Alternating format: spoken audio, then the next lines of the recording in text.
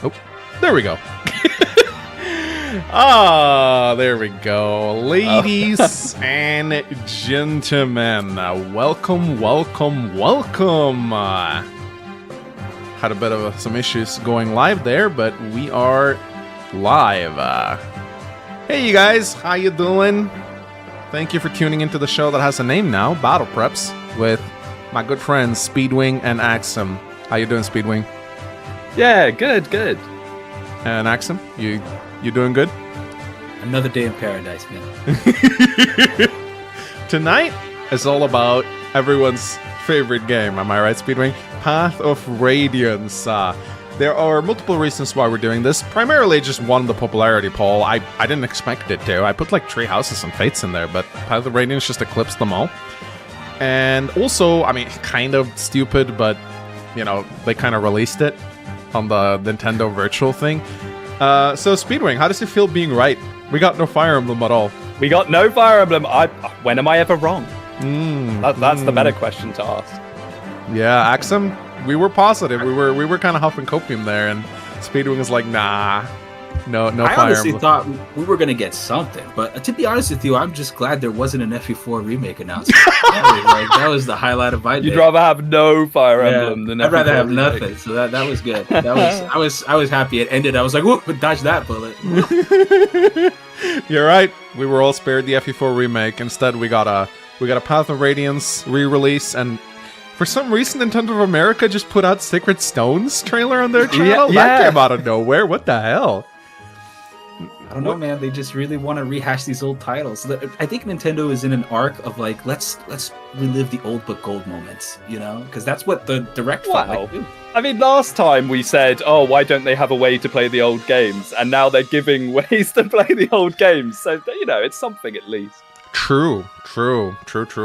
So yeah, tonight we have some things on the agenda, ladies and gentlemen, and I'm pretty excited for it.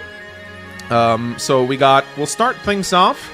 Let us know, by the way, if the sound is okay, music is fine. If you could hear 𝗏𝗏𝗏 and Speedwing, just give a little peep in chat, and I'll try to adjust. And we of course have the ability to highlight your comments like this. So over the course of the show, we're going to be taking your questions. You guys can come with inputs, and we'll try to interact with you guys as much as we can. So, sound is okay. Music is a little loud, they say. We can turn that down just a smidgen. There we go. And so the agenda tonight is we're going to start off with just initial thoughts on Path of Radiance. Maybe like explain how we first found it and what our opinions were. Just like kind of like a introduction kind of thing. Then, oh, that's the wrong order. There you go. Then we're gonna go through each of the maps. We're not gonna like linger on them forever because we'll be here all night. We're just gonna go through the maps really quickly and be like, yeah, this map sucked. This map was okay. This map sucked. This map was okay. Just kind of go through the maps and give our opinions. If there's like one that stand out, we can discuss it a little bit. And then we're just gonna talk about what made it good, what made it bad. Like, what are its W's, what are its L's. I think everyone knows a few things we're gonna be talking about. We're gonna be talking about it regardless. Then we're gonna give our top 3 favorite Fire Emblem Path of Radiance characters, and before we do that, we're gonna do a guessing contest where we'll try to guess one character that's on the other's top 3, and we'll see how well we know each other. So you can earn up to 2 points. 1 if you like 0 if you get none, 1 if you get 1, 2 if you get like 2 from the others. And then of course we're gonna end it off with a good old. God, the slideshow is really hard to control. There you go.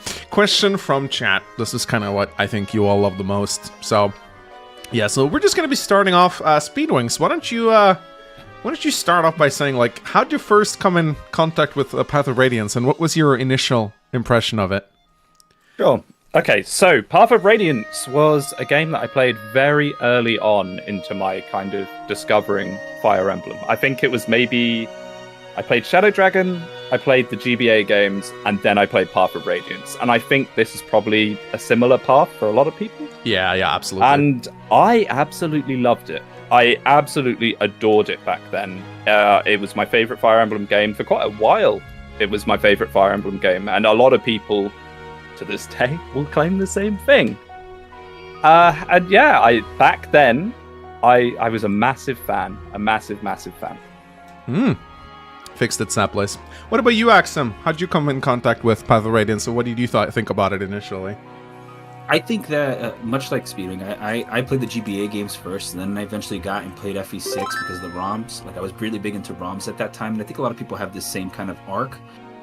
So for me, I remember this clear as day. I was probably 13, 14 years old, and I remember having a GameCube, loving playing like Sonic Adventure 2 and all those games, and then suddenly I see that there's going to be a Fire Emblem, and I'm like, yo, wait a minute, that handheld game that I loved is now going onto the GameCube, and it's like blew my mind, and I was so excited about that, right? And so when Path of Radiance came out and I played it, I was like, this is peak. This is, for me at the time, this was the best thing since sliced bread. Like it basically a straight up improvement on everything that I saw from the GBA, new mechanics, new things, whatever. But at the time I didn't think like that. It just, the way that I played it felt like that. Yeah. Now that I'm older and there's been more games, you kind of like look back and the honeymoon phase kind of goes away. I still think it's great though. Still think it's a great game. Yeah. I remember very distinct. I was such a hardcore elitist back in the day. You guys wouldn't even believe. I refused to play Path of Radiance because it was 3D. I saw it. Really? Like, yeah, I was like a big 𝗵𝗫, 𝗵𝗫 fanboy, and when I saw Path of Radiance come out, I was just like, this is not Fire Emblem! It's 3D! And I adamantly refused to play it for years. Wow, Axum, you're... Wow, that's worth about several grand, it gets hear. better. You're a millionaire, Axum. Wow, yeah, that's your retirement fund right there. Wow. Yeah. And if it makes you feel better, check this one out. I just thought, because somebody said it in chat, check this one out. Damn, look at Wow. that, man. Well, Look at that. Also with everything in it. regardless of how much the economy crashes, Axum, you got a little trust Yeah, fund right exactly. there. That's Both of them. Anyway, sorry, I didn't want to interrupt. I just saw somebody in chat say that, and I was like, oh, look at that, I have it right here. So I avoided this game like the plague for the longest amount of time until I finally kind of decided to come around on it. And when I did, I loved it. I think my initial impression of it was pretty good as well. So I remember I have this old Let's Play on my channel from 2012. That's in 5 FPS with me playing Path of Radiance with animations on. Oof, I don't even know how I bothered, but I thought it was great fun. I remember using Rolf and thinking he was great. So that was my introduction to the game. I feel like, Path of Radiance, we obviously have to talk about the giant elephant in the room here. It sold like shit.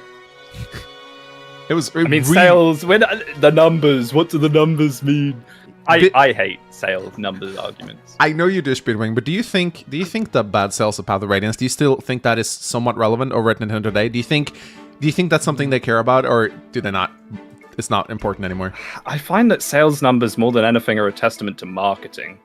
A game can sell exceedingly well and be terrible. Yeah. And it can not sell any and be really, really good. Yeah. I think they must be aware. Ike is so popular, especially in Smash Brothers. Yeah. So I don't know. I think they do like Path of Radiance. Axum, do you think the reason Ike is so popular is purely because of Smash, or do you think he's just a good design? No, I think... I don't think it's only because of Smash. Yeah, I think it was a combination of both. I think him being in Smash was because he was so well loved in the Fire Emblem community. I think, unlike Roy and Marth, which was different, right? They put him in, Fire Emblem got attention. This one was Fire Emblem has attention, let's put this guy in. It was like a reverse thing for me. Yeah, because... sorry. Yeah. No, go ahead.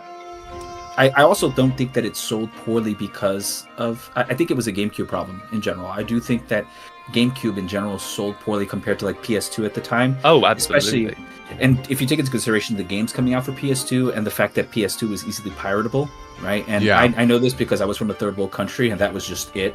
That was just, if you didn't have a PS2 that was cracked, you weren't, nobody was hanging out at your house playing games. You know what I mean? So it was one of those things that just, I understand that logic, but I do think that it can still be a good game, like Speedwing said. Sales don't reflect if the game is good. I think it just reflects advertisement and how well marketed it was. It's true.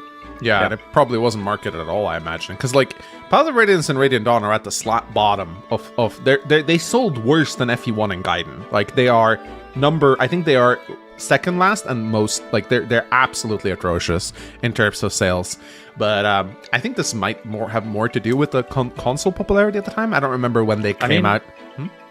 I had a GameCube, and I had loads of games for it, and I bought the cool gaming magazines and everything, and I'd never heard of Path of Radiance. So I was the key GameCube demographic, and I'd never even heard of it. Yeah, I guess they just didn't market it, I suppose.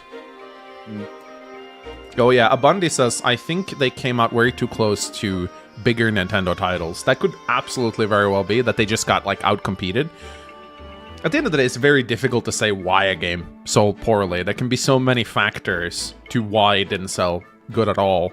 But I mean, I'm wondering if a lot of people really felt like me, because Fire Emblem has always been 2D up until Path of Radiance. Path of Radiance was the first 3D game, let's not forget.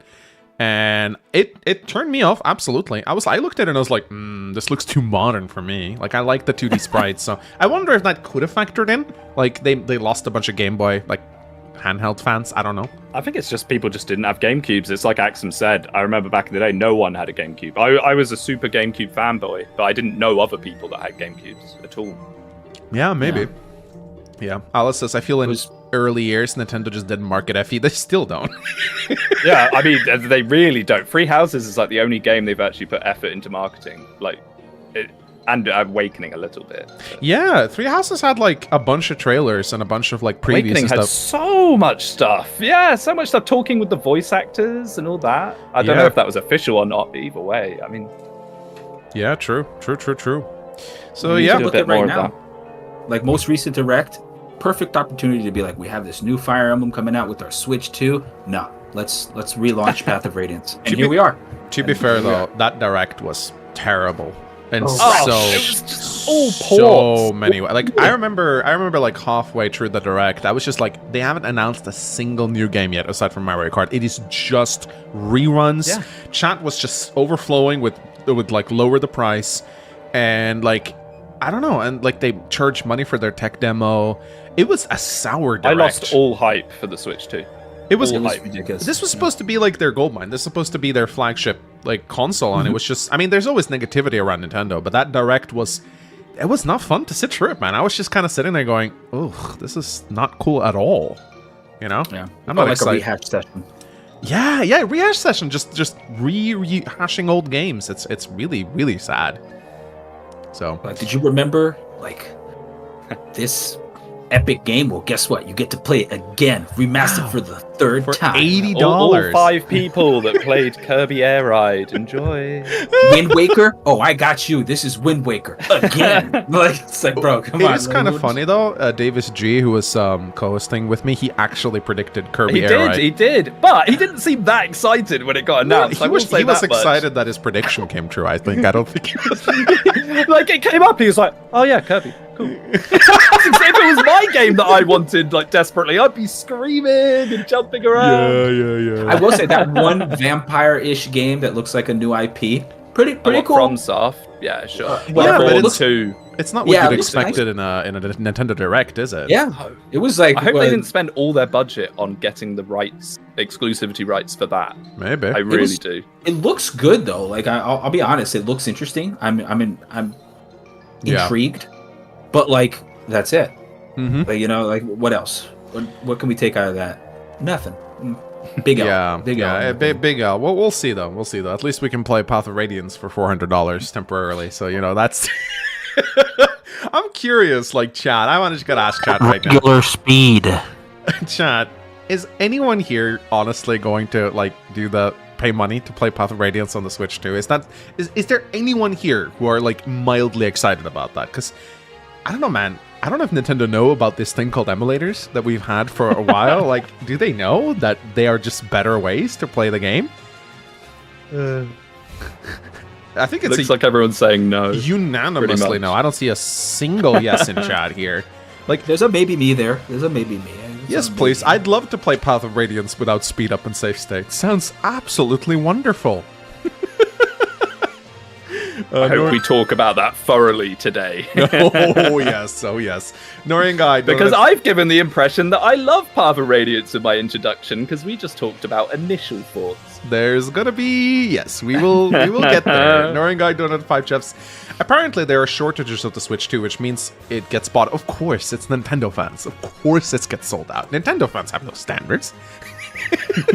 Must consume. I mean, to be fair, I'm consuming. I haven't pre-ordered the Switch 2 yet, but I mean, if there was a Fire Emblem game, I probably would. Like, because, you know. So I get it. I was going to, and then the Direct was so bad that I just thought, you know what, I'll just wait. Yeah, just wait. Yeah, exactly.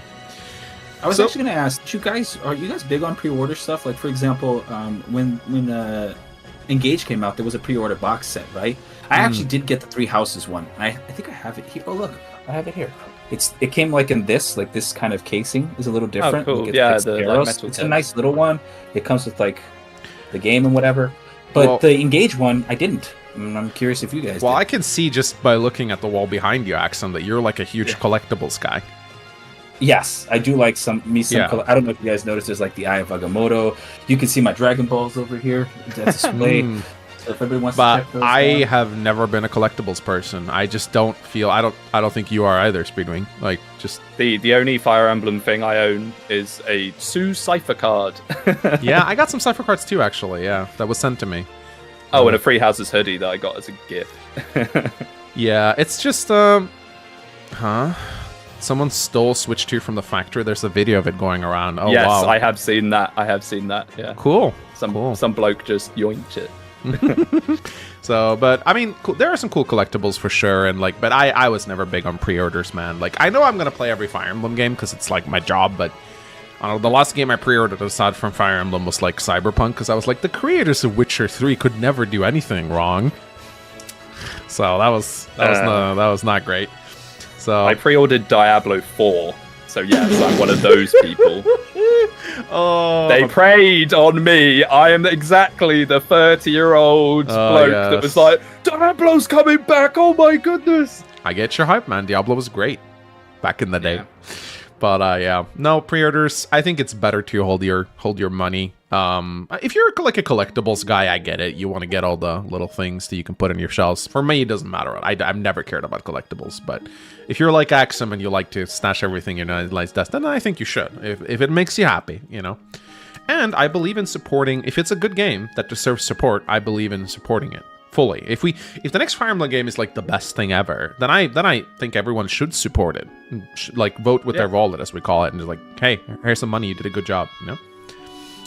So, anyway, I think we're gonna move on to the next segment, guys. We've talked a little bit about Path of Radiance. Now we're gonna do a bit of a retrospective, guys. So we're gonna go through the maps. Wait, are we not going to talk about our current thoughts on Path of Radiance? Because we talked about our first interaction with it. Sure, we can do that. We do have a segment later called like what made Path of Radiance good, bad. Okay, I was thinking we could save it for that, you know, just like because you'll get to complain, Speedwing. Don't worry, there's gonna be plenty of room for you to complain. So we're gonna go through. Let's see, there you go. So let's go through it super quick. I'm gonna like disable the slideshow. We're gonna bring up the maps. So we have it's surprisingly hard to find good images of Path of Radiance maps. So do bear with me a little bit here. Like some of these will be better than others. So Path of Radiance starts you off with a pretty nice prologue, in my opinion. Like I actually think it's one of the better prologues in the series, if I'm going to be completely honest. Like you fight your dad, and it's a great introduction to the game. So, do you guys like the prologue? Yeah, I mean, it's the same as most prologues. You know, it's the same as the Xander fight in Fates. You just I was just about to say use that. a vulnerary. Yeah. It feels a lot like the Xander fight. It felt like they took the Xander fight and they were like, oh, by the way, it's the same thing. And they just did it. I thought it was good. Same thing. For sure. For sure. Like one swing twice and you're going to die, you know, type deal. Let's see. And then we go on to Chapter 1, which is 𝗙𝗵𝗁𝗏. I think this is not my favorite Chapter 1 in Fire Emblem. It's a little boring, but it works. It teaches the player about bandits and whatnot. You get to use the 𝗥𝗡𝗏. Kind of funny. If you play the English version of Path of Radiance, Ike has like 60 iron swords for some reason. What was that? Was that like just a coding error or what? Yeah, I think so. I think it was. I think people have said and the thing is, you don't get that in Maniac, where it might actually be good. I thought it was just something they gave to the player to like, hey, don't run out of weapons, you know? But which is a big thing that happens in Path of Radiance. Yeah, absolutely. Yes. Weapon breaking game. Yeah, but I like this. This is a good first chapter here. I think it teaches the player. One thing I do miss with Path of Radiance, this is something that kind of bothers me. Since trees are now map objects, you cannot stand on forests anymore to get a void. And this makes you feel a little naked in Path of Radiance because there's so little terrain. Constantly, there's like no terrain in the game. Most of the game is just funneling corridors or fields, the meat grinder. Like, I wish there was more terrain to interact with. I really heal do. hedges are the only terrain you can stand on that gives a void. No, they're bushes. They're bushes because I remember the last chapter. Yeah, there's Ashnod's just non-healing. guarding There just is non-healing bushes. Yeah, but they give 10 avoid. It's a very lack of terrain Yeah. in this game for sure. Yeah. It's not a lot for sure. It definitely is more open mappy. Chapter 2 comes along. It takes away your Titania, and it feels awful. On Maniac mode, this is the welcome to what Maniac mode is going to be chapter. This chapter on Maniac mode, for the very first time you ever play it, is just miserable. It is absolutely miserable. It is, and it makes me... Yeah, we're going to talk plenty about Maniac mode later on, but I believe that Maniac Do you want to mode... talk about hard for these? Shall we decide to just stick to We one? can stick with hard, but we can mention Maniac mode where it really gets oppressive, like in this one. I think that Maniac mode was not playtested, and this map shows why, because it's just, like, in this map, you just bunch up in a box, and you just cower in fear until Titania gets back. That square, I'm pointing at the screen, the square in the very bottom left, you stick Riz, and then you just back him into the corner, and press end turn, and it goes, oh, so this is what this game is going to be now.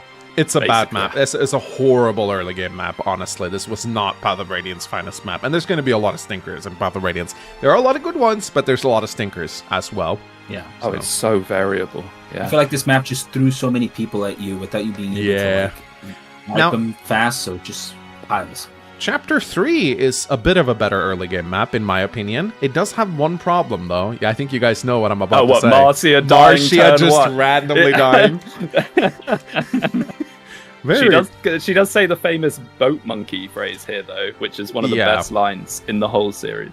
But I think what makes this map particularly enjoyable is that you get Shinon, who is a pre-promoted sniper. I like that Path of Radiance gives you, like, an early pre-promoted sniper. It's very unique. I like it when games do this, like just a second Jagan-type character. Most modern Fire Emblems will only ever give you one, but I like Fire Emblem. He's a pretty bad Jagan, though. He is. On hard mode, he has like 20% crit, so he will just... He can't really set up kills. Speaking of setting up kills, Miss Titania can't do that either. She one-rounds everything in the game up to about chapter 5 or 6. Yeah, This game has a real Jagan issue, because they're not Jagans. Actually... One good thing about Maniac mode is that Shinon and Titania doesn't kill everything. I know. But in hard mode, they do.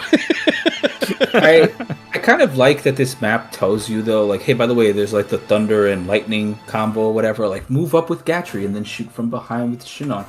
And I like that the game tried to teach you something, but then they gave Shinon provoke. And they also made Shinon what was the point of that? Tanky as Gatry almost. Yeah. Shinon is like, a wall.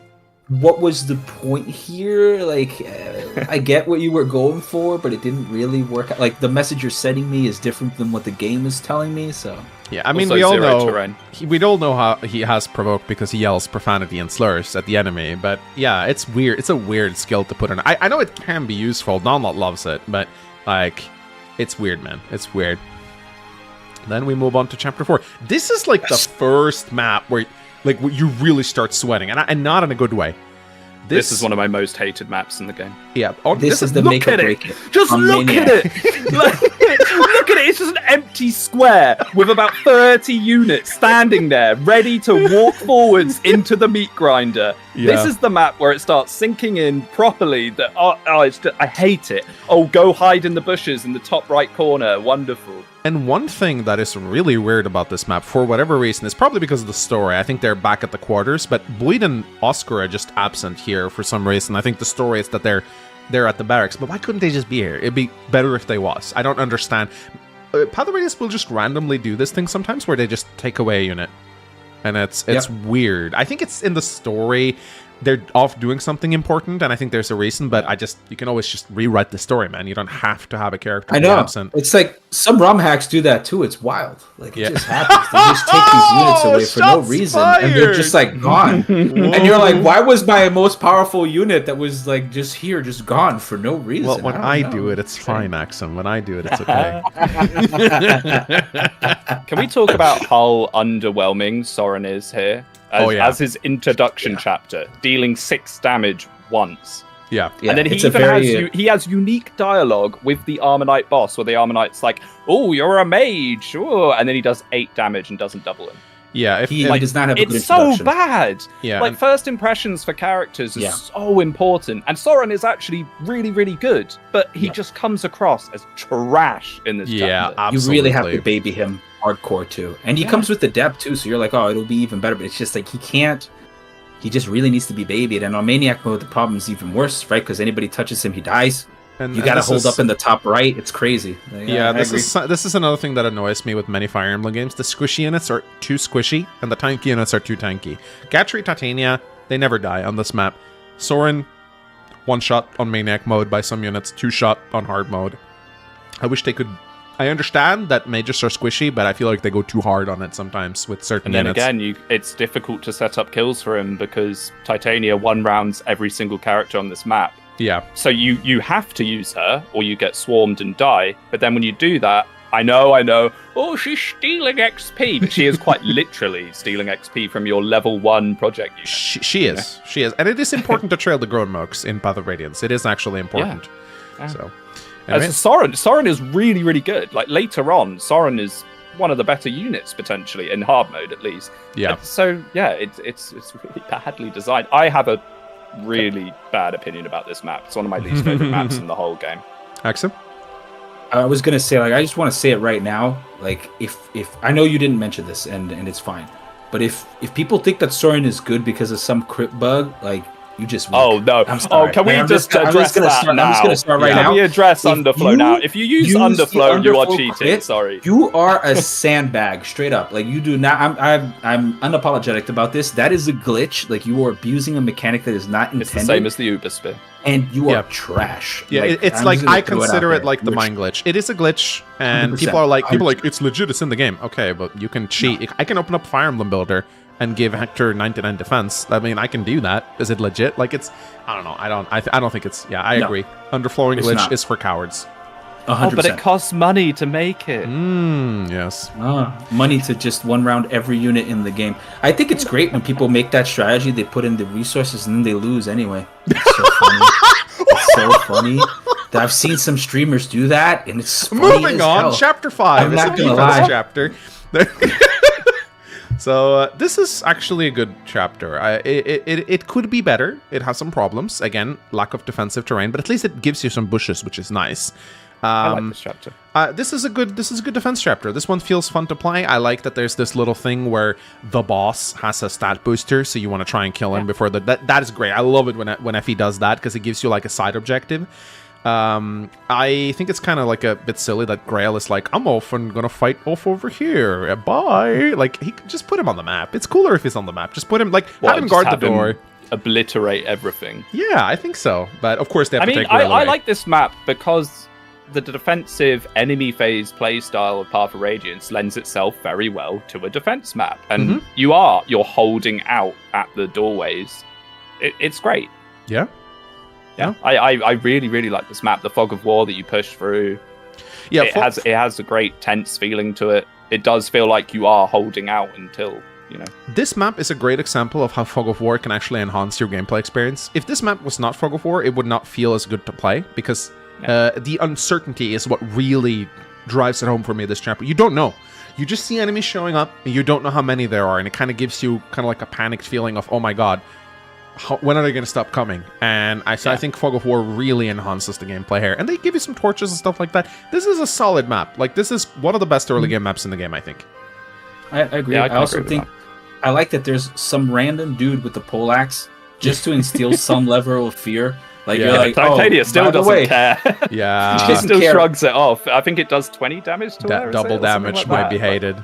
Double damage might be hated. Effective weapons are terrible in Path of Radiance. Yeah. But Oscar gets destroyed, and if you put Oscar on that side without knowing, which is very possible, because like if you don't know that the guy is there with the poleaxe, he just walks in and like bodies him, and you're like, whoa, I did not see that coming.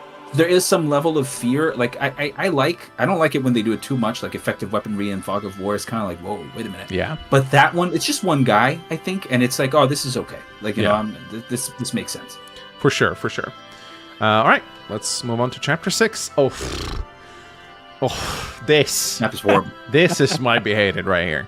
Map sucks. Oh, this is like one of the chapters I hate playing the most because this is at least on Maniac mode. This just such a slog Such and a on hard slog. mode. Yeah. So this is the first chapter where they include like a bit of a stealth element. You can tell that they wanted to do stealth chapters, and there will be one later that's even more of a stealth chapter. But this is like when they first played around a little bit with it, because there's this element of as long as you're in the woods, they won't attack you. But the moment you move outside the woods, they'll spot you. But the problem I have with it is it just doesn't really end up mattering, because it's not like you can sneak doesn't past. do anything. It's just like, sure, you can move to the left, and you can kind of, I think that's what they intended you to do. You can move to the left and then like make a break for it, but that actually makes the chapter harder because you'll get surrounded. It's better to kill the enemies on the right and then move on the right side. So the stealth mechanic actually just impedes you. And and this is one of those maps that's just open fields, no terrain. It's awful. One of them, nearly every map is this, as we will see as we go through each and every one of them. The best game in the series, enjoyers quaking in their boots as we look at each map. I don't like this map. I think it has a lot of the like. You just want to send Titan, because also like if you look at the formation on the top right, it's like conducive because there's build people and all this stuff. So you kind of want to put the hand X on Titania to just work Titania, however people call it, just to like wipe them out, including the fire mage immediately. And it's just, it becomes like Jagan tunnel this and then move up, and it's just not fun. It's not a fun chapter. It's slow. Yeah, like mispositioning is trash. Your Soren is still in the back line because he still can get one shot by everything. Like it's not a fun map. Then we move on to chapter 7. I have mixed feelings on this map. On one end, it's an interesting one. Story-wise, is when you meet Patrine for the first time and Grail shows up to like kind of slap her around, which I think is kind of badass. And you also meet the Black Knight for the first time in this sport. But most importantly, Mia joins, and she has one of the worst. She has one of the worst first impressions ever. But this map is actually not bad. I think Path of Radiant's strongest suit is its indoor maps, because at the very least you have choke points and hallways to kind of work with, unless like just open fields. And there is an element to like Shin'an and Gatry holding out, getting the chests, and you know, there's stuff to do in this map. Yeah. I think when these maps have side objectives and things like that, that's what makes them interesting. Yeah, I like this map. Funny fact, I don't know if you guys knew this, but the thief that comes in can actually steal the bands. I saw it happen once, and I was like, what? Like, he straight up steals the bands off of people if they're not equipped. So you can imagine, like, surprise when you're like, that guy just stole my wristband or whatever, and you're like, where did this come from? And I think it's interesting. I do think this map suffers a little bit.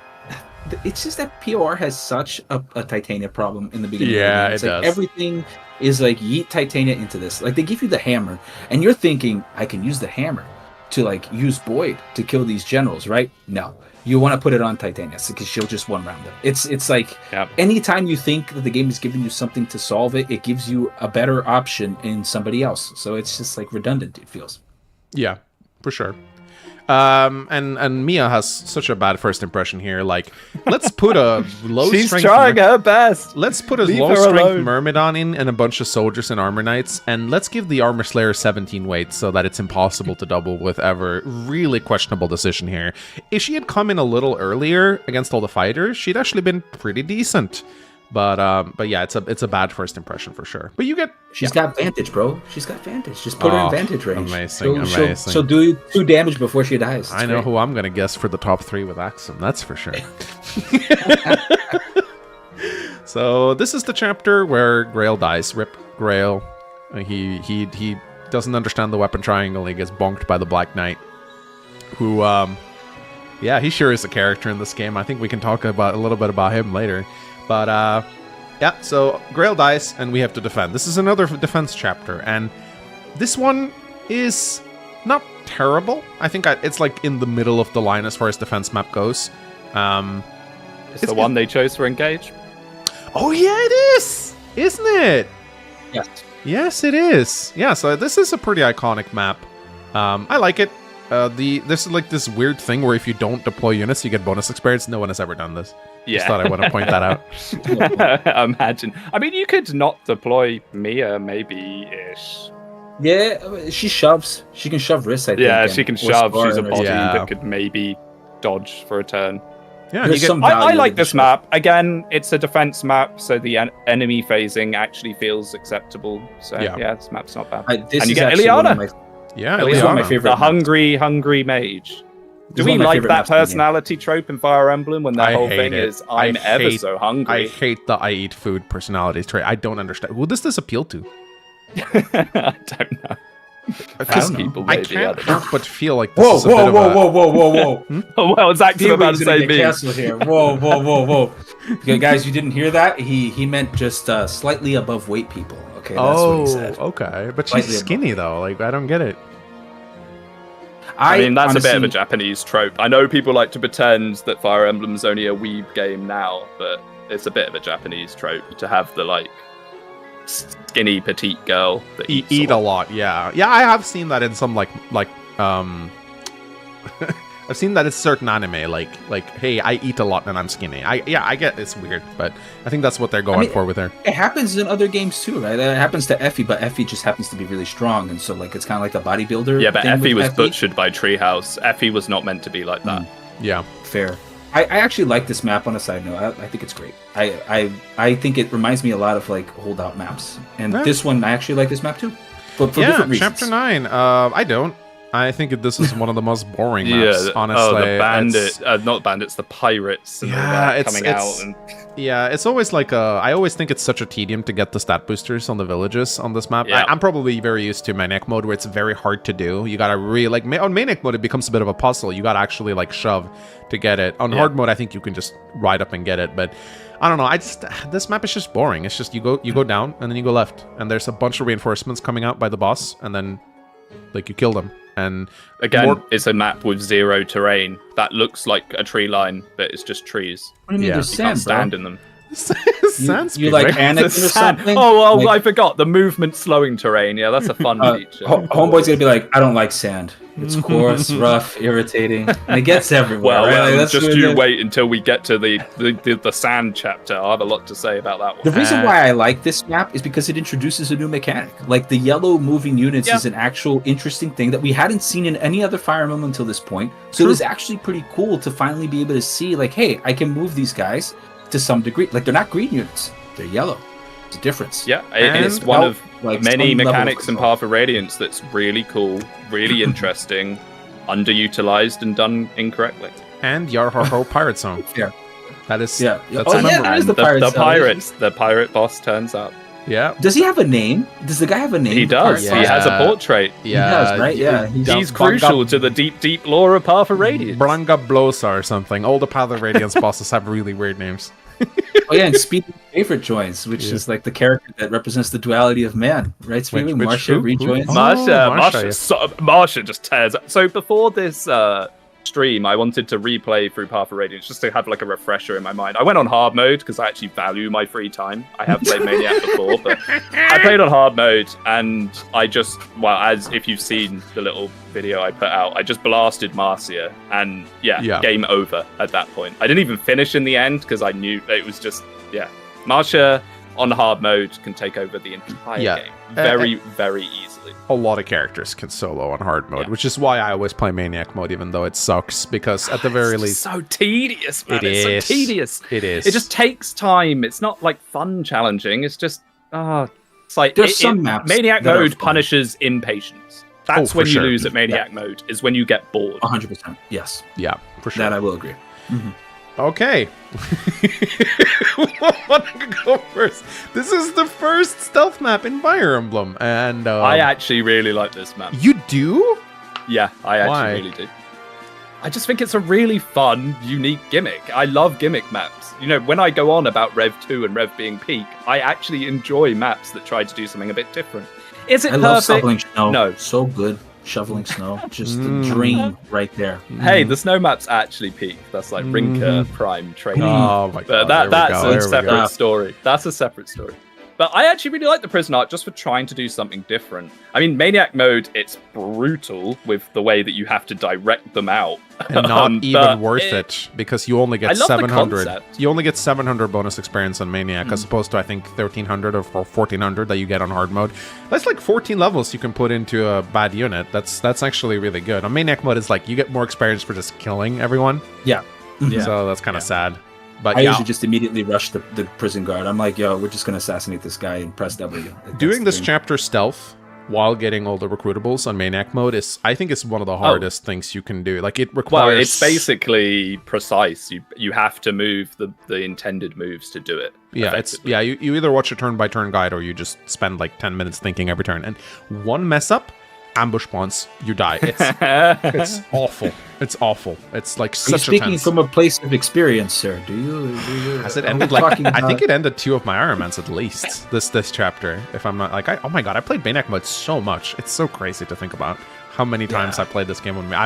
There's something wrong with me. I just go in and just kill the guards, like, immediately. Just, do you I feel guys like it's just better to do that. Do you guys like how, like, Saffron just randomly chilling in a jail cell here? Like, it's kind of cool. I kind of like that, yeah, I do. I kind of like stats... that you get introduced to him and you don't have a clue who he is. I mean, doesn't he have his, like, ridiculously high stats? So you kind of look at him and go, who is this guy? Yeah, and I think he even has I like the concept of that. Yeah, it's better than... like an evil villain that just only appears in the final chapter and you're like, oh, hello. You know? Yeah. I like him too. I think it also sets up the future of the game too, because they're at this point in time, you know, Ike just randomly chances upon him, but then later on they're like, yo, by the way, like, Ike's actually a good guy, and it's because of Sephiron, because he like runs into him at the port or whatever. So there's like, and there's a lot of connections going on. So I think this was a nice way to actually tie the story into the gameplay. Kind of experience. Absolutely. So I do like that. It's very clear to me that they had plans to make Radiant Dawn from the start. Like, there are way too many. They were planning to make 2 games right away because there's so many unfinished plot points from Path of Radiance, which I do like. I think that's cool. All right. Well, it's a shame they ruined it by just saying Blood Pact to everything. Well, we'll save that for the Radiant Dawn show. Another day. Negative now. Just you wait till that one. I like this map. Yeah, this is a good map. I like this is Path of Radiance at its finest, in my opinion. This is very good. This map feels fun. It feels interesting. Lots of things going on. Lots of houses to visit. Multiple paths to take. The Black Knight shows up and scares the ever-living piss out of you on your first playthrough. This is if every chapter was like this in Path of Radiance, it would be a great game. It would be something. This is just... I think this map has everything you need. It has an objective. It has people chasing you. It has... Lots of optional objectives. It's just a very solid chapter. You meet Jill for the first time. You meet Har for the first time. It's just... This map is a map I always look forward to on my playthroughs.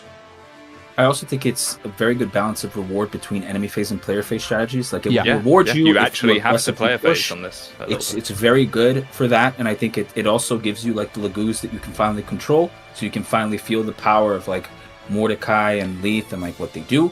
I think there's a lot of things that go into this map that make it one of the best maps, if not probably the most memorable and best map of the game. Yeah, Leith and Mordecai, I mean, they're technically available in the previous chapter, but if you stealth it, you wouldn't really know how good they are, but they feel so good on this map. Like, Leith and Mordecai both, they hit hard, they double. Perfect introduction of Lagoo's characters. Leith being able to transform. Too. Yeah, it's crazy. They're actually... 9 move? Yeah, it's really good. For whatever reason. Have either of you seen a thing you can do with the Black Knight? If you take all your units and line them up around the house, you can force him to walk through you and walk like in a circle around the house because he tries to move to the first available square. Oh, that's so funny. You just take every single unit and force him to just like jog around while the music plays. It's really fun. Wait, but does he ever come out of the loop or no? He does eventually. Yeah, he'll walk around until there's a space. So you just block every space you can in his path. It's really, really fun. But he's an ambush spawn too, isn't he? The Black Knight? I think he is. I think he pops out and moves the same turn that he pops out. Yeah, but he only pops up when you're like halfway across the map, so if you left someone back, he can kill someone for sure. But fun little Easter egg, if Ike survives a round of combat against Black Knight, he like has unique dialogue, which I think it's so cool that they added Really? That. Yeah, he's like, what? Whoa. He's like, wow, you're really lucky. How did you avoid that? And he's like, well, and he's like, next time, you won't be so lucky. That's really cool. Warp powder! What? I have to see this. Yeah, I've never seen this before. Yeah, I didn't know that was a thing either. Oh, it is. That's really cool. I thought it was just you die. GG. So ends you get the arc. Anyway, moving on. Boat map.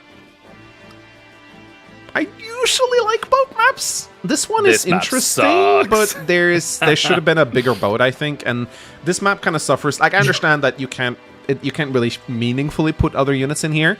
It would have been nice if there was at least one other type of Hawk Hlagoose that you could fight. Maybe like all the same, but then randomly the ones at the end have more speed.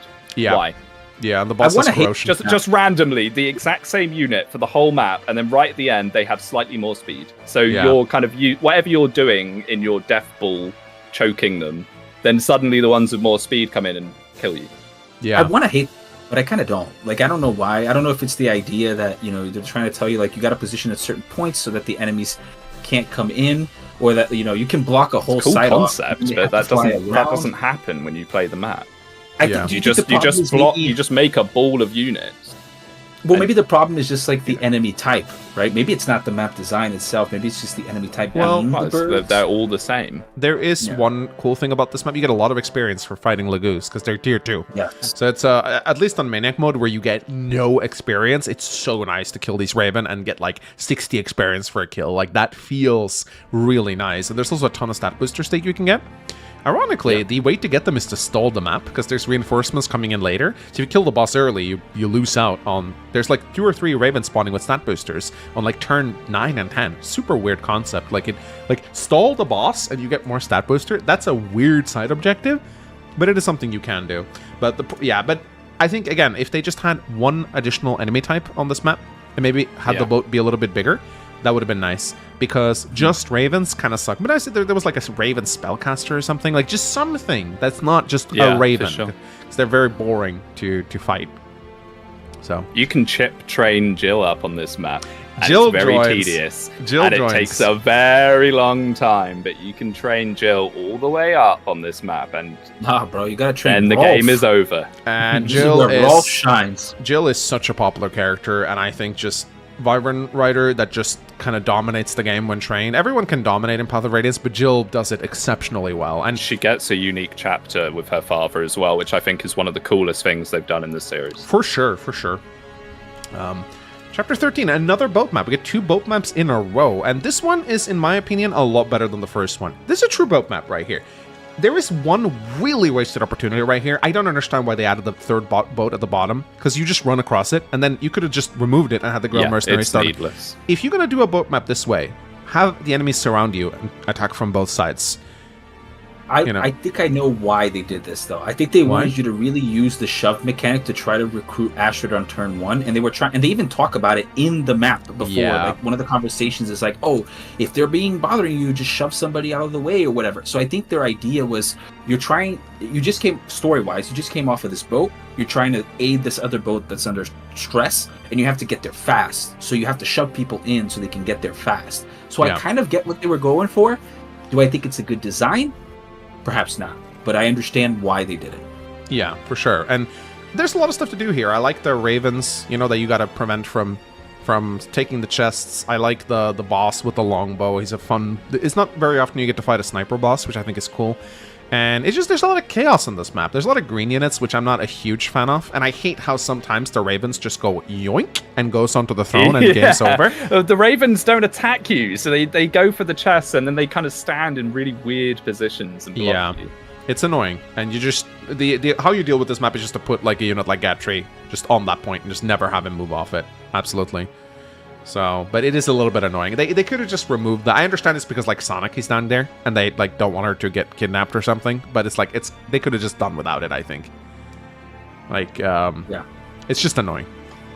So, the enemy halberdier can see some point turn 1. Yeah, there's some interesting things about this map, but it is a fun one. I like it. Then ooh, this map. This is a stinker. The only part unfair, I think, is that the boss moves, and you don't know that. He's a berserker, too. And he can just walk up and just kill someone. Just like straight up, like, up, death. Yeah. And you're like, oh, great. Not only the boss, but he has 2 Tiger Hlagoose next to him that hit way harder. Oh, they're like trucks, yeah. This is the first chapter where Titania can die. And like units like Gatry can die, because... What I hate about this chapter is that the enemies here are so weak. Like, even on Maniac mode, this chapter's a breeze. These enemies are terrible. And then you have the boss and the 2 Tiger Hlagoos, which is... and, like, recklessness and carelessness will get you killed on this map so many times. And it's annoying. But... Insane. We also get one of the most beloved get characters Makalov, in the series. Oh, Yeah, Makalov. Mr. Make-a-love. Are you Makalov lovers or Makalov haters? I have a line that I always say. It's like, everybody keeps making more, but we should make a love a lot more. That's what we should be doing.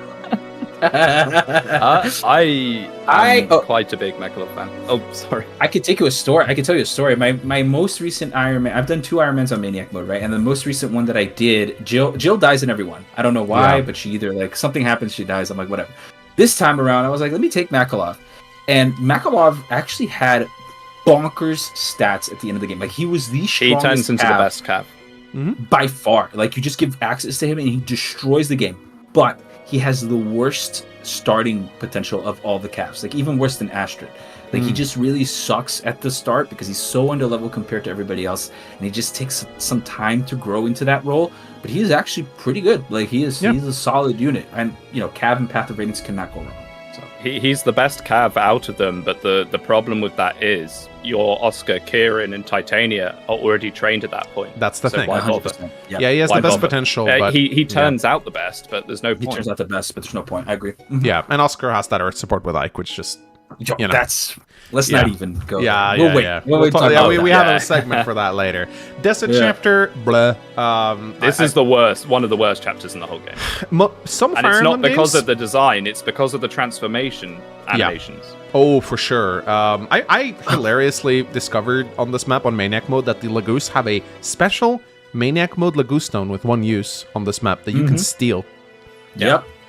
The dream. Fun little thing. But yeah, this map sucks because desert everywhere. In some Fire Emblem games, they give you the courtesy of adding a couple grass tiles in there, so you can, like, in the Sacred Stones does this, for example. They're just in the far right corner. Yeah, they even did it, but they did it in a way where it doesn't make any sense. Yeah, this map always feels incredibly boring to play, and just the bird Lagoose just swooping in, and you have to, like, place early calves around your healers. Well, they don't move. So this is actually one of the few player phase maps in Path of Radiance, and then it's limited movement, and you have to just watch them going. Yeah. Like every turn for about 2 minutes. And there is a element of pacifism for this map. You get bonus experience for every unit you do not kill, but you get so much experience for killing Lagoose that I don't think it's worth it. 100%. I think this map is a shot in the wrong direction. They're like, oh, you can get experience for not doing the thing that's more obvious, but at the same time, we're gonna mess with the. I also don't like that it messes with the ranges.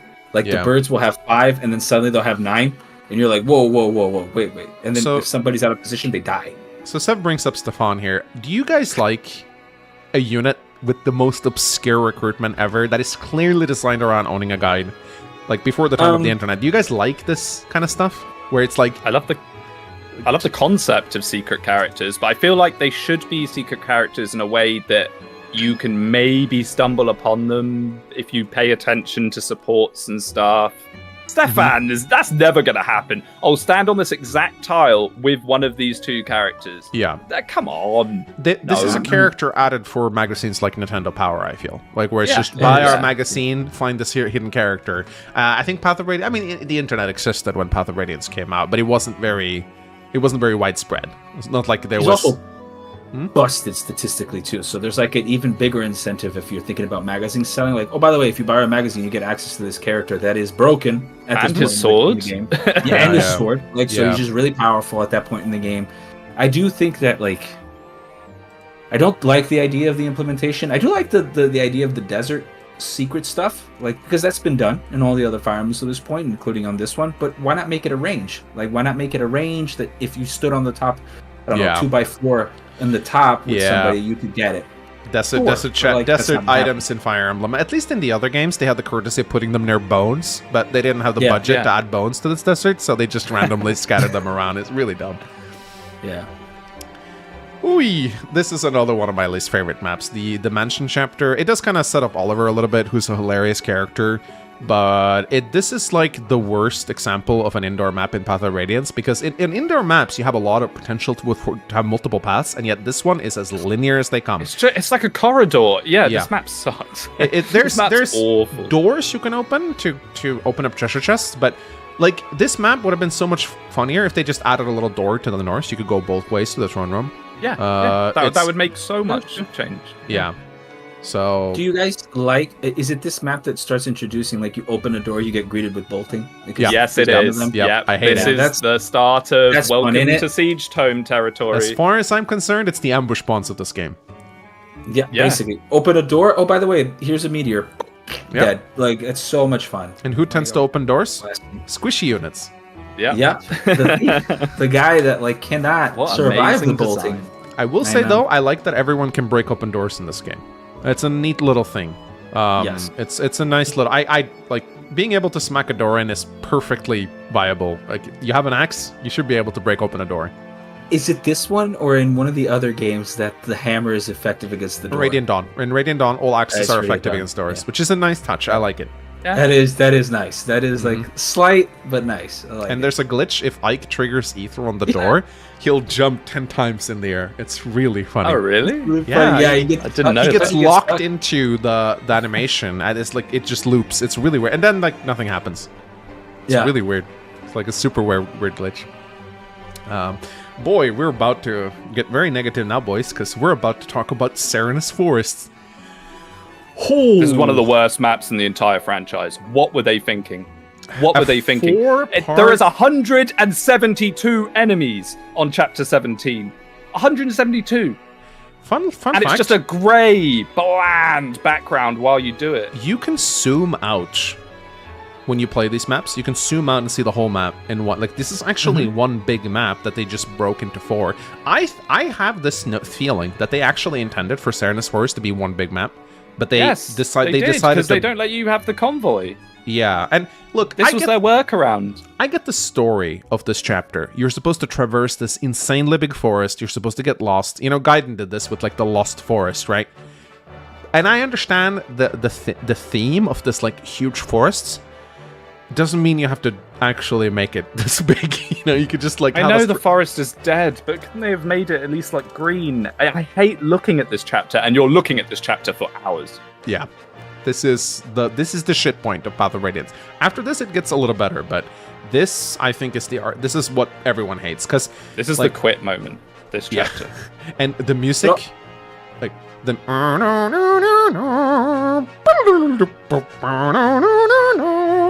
I mean, if you're listening to the music, that means you're not speeding up, which means you should be institutionalized.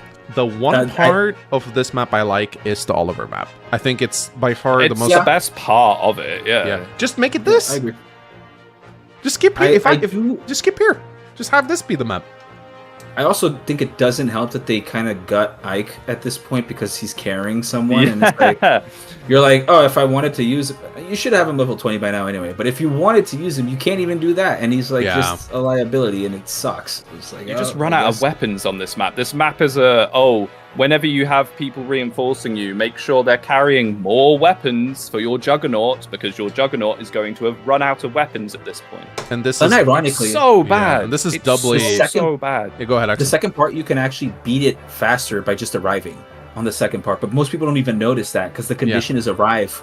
But Yeah. people don't even notice that, like because it's the way it's intended, it's like I'm just gonna slowly break up. it's this map right here. That one. Yeah, that one's arrive. You just it's arrive. And It's you a new objective per map, but they hardly matter much. I mean, this one's a Yeah. defense map, which I always like route the enemy on this map, even on Maniac mode. I never found it particularly hard. And then this map is really hard on Maniac mode. I don't remember how it's like on hard mode, but this map can really kick your ass on Maniac It mode. can. The There's a overlapping meteor speech on column. it, isn't there? Yeah. Yeah, there's and two, paladins. I think Maniac mode paladins are the worst. They're so hard to kill. they're pretty. And then you have this cracked. thing where Tabarn comes in, and like you have to reach Oliver before he comes in and kills him. It's a balance. It's really funny. He just destroys everything. I don't even know why he's so. I guess that was the point. Like put this guy in to be like, by the way, this is the King of Hawks, and like This he is- really is the King of Hawks. This is more a He just complaint wants- about Radiant Dawn, but I kind of hate just how much stronger the Royal Lagoos are compared to anything else in Talius. The Royal Lagoos are gods, man. They are walking gods. I mean, narratively, it's kind of cool, but yeah, gameplay-wise, it's a bit dubious. they're That's pretty why much- you only get them for the last chapter because of that. Yeah. Well, I don't know, man. Like when Radiant Dawn gives you like Nyla in chapter 5, you're like, well, Radiant Dawn's a whole different kettle of fish. What am I doing here? Like this guy is literally a god amongst other characters that you have Meg and Nyla on the same team. Like how what are the contrasts there? You're like, okay, it's crazy. So after killing Oliver, well, he comes back, spoiler alert, and rescuing Leanne. No, wrong way. Ike finally gets his promotion, and it's on to the end game for this one. And it does not start out very well, does it? Corridor simulator! A lovely corridor with a bunch of siege tomes. Yes! On Maniac mode, there are 9 siege tomes on this map. I counted. I know. And people say this is the best game in the series. Can someone that says that in chat please explain to me this map? Listen, this map existing in the best game in the series. I'm waiting. I can explain why this map is still hyped though, because this is the first map that you get to proc Aether on, and the visual aspect of seeing Aether pops off is like so satisfying because it's literally the coolest skill in the game, like hands down. Like, if you gave Ike your scroll, which a new player may not do. You get to play with Tanith here as well, and that's really fun. I love the Holy Guard. Absolutely love the Holy Guard. 100% do give Ike the occult scroll, because it's pretty much like you're looking at the occult scroll, you see the skill, like, well, what is this, Aether?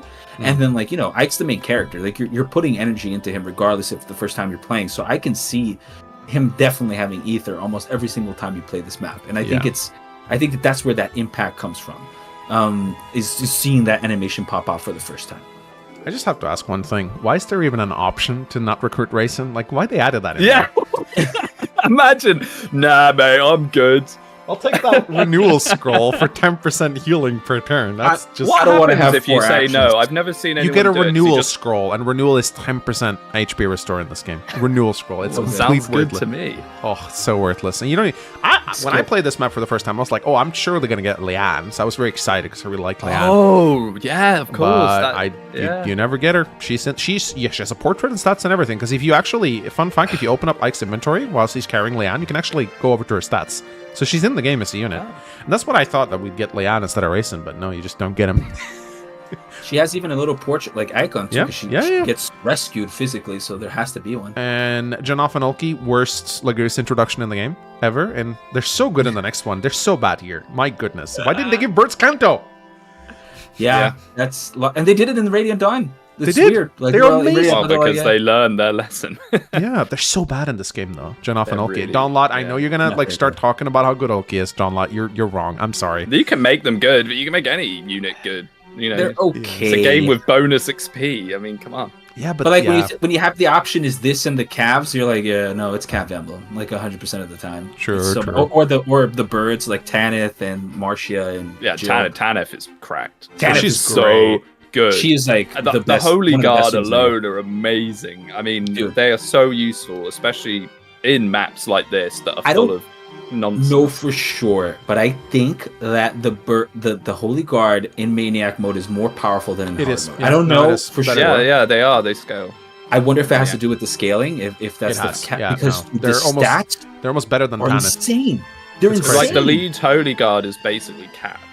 You're insane. With a silver lance. They fall off a little bit by the very end of the game, but like for the majority, they are just so good. Even if they didn't do any damage, they'd be so useful just for being distraction. They're basically 3 summons. It's insane. Yeah. Like they're so good, and it's just something like playing Maniac mode, doing Iron Man's. Like I think Tanith is probably the second best unit in the game on Maniac mode. Iron Man. Donlot says Ølqi is not good. I know. I just wanted to highlight that. I never thought I would see the day. I do agree, Donlot, though. If you train Ølqi, he does have good growths, but yeah, the bird Laguz leave a very bad first impression in this game in general. Like I think Leth and Mordecai are the only. He doesn't offer anything other characters don't. Yeah, true. That's his issue. That's the problem. Mm-hmm. Okay, this chapter, while I don't think it's super fun to play, it's very cool thematically. This is where you have to fight Ņēsala, which the first time around when I was like, I have to fight this guy? Now, of course, you can make him leave, but it's not that easy. Like, there's also like this super cool side objective to get the Night Ring if you get Ņēsala to talk to Rayson, which I think is cool. If like no ravens are killed. So there's a lot of cool side objectives.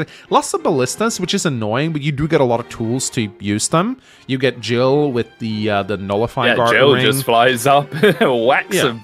So I don't mind this chapter. Well, I think this chapter's kind of... I'm not a big fan of, again, how open it... Like, it's not even the most open chapter, but it feels very open when you play it, because you get attacked from all sides. But just fighting 𝗖𝗵 alone makes this chapter very memorable, in my opinion. That was one of the things I was very excited about when I saw him.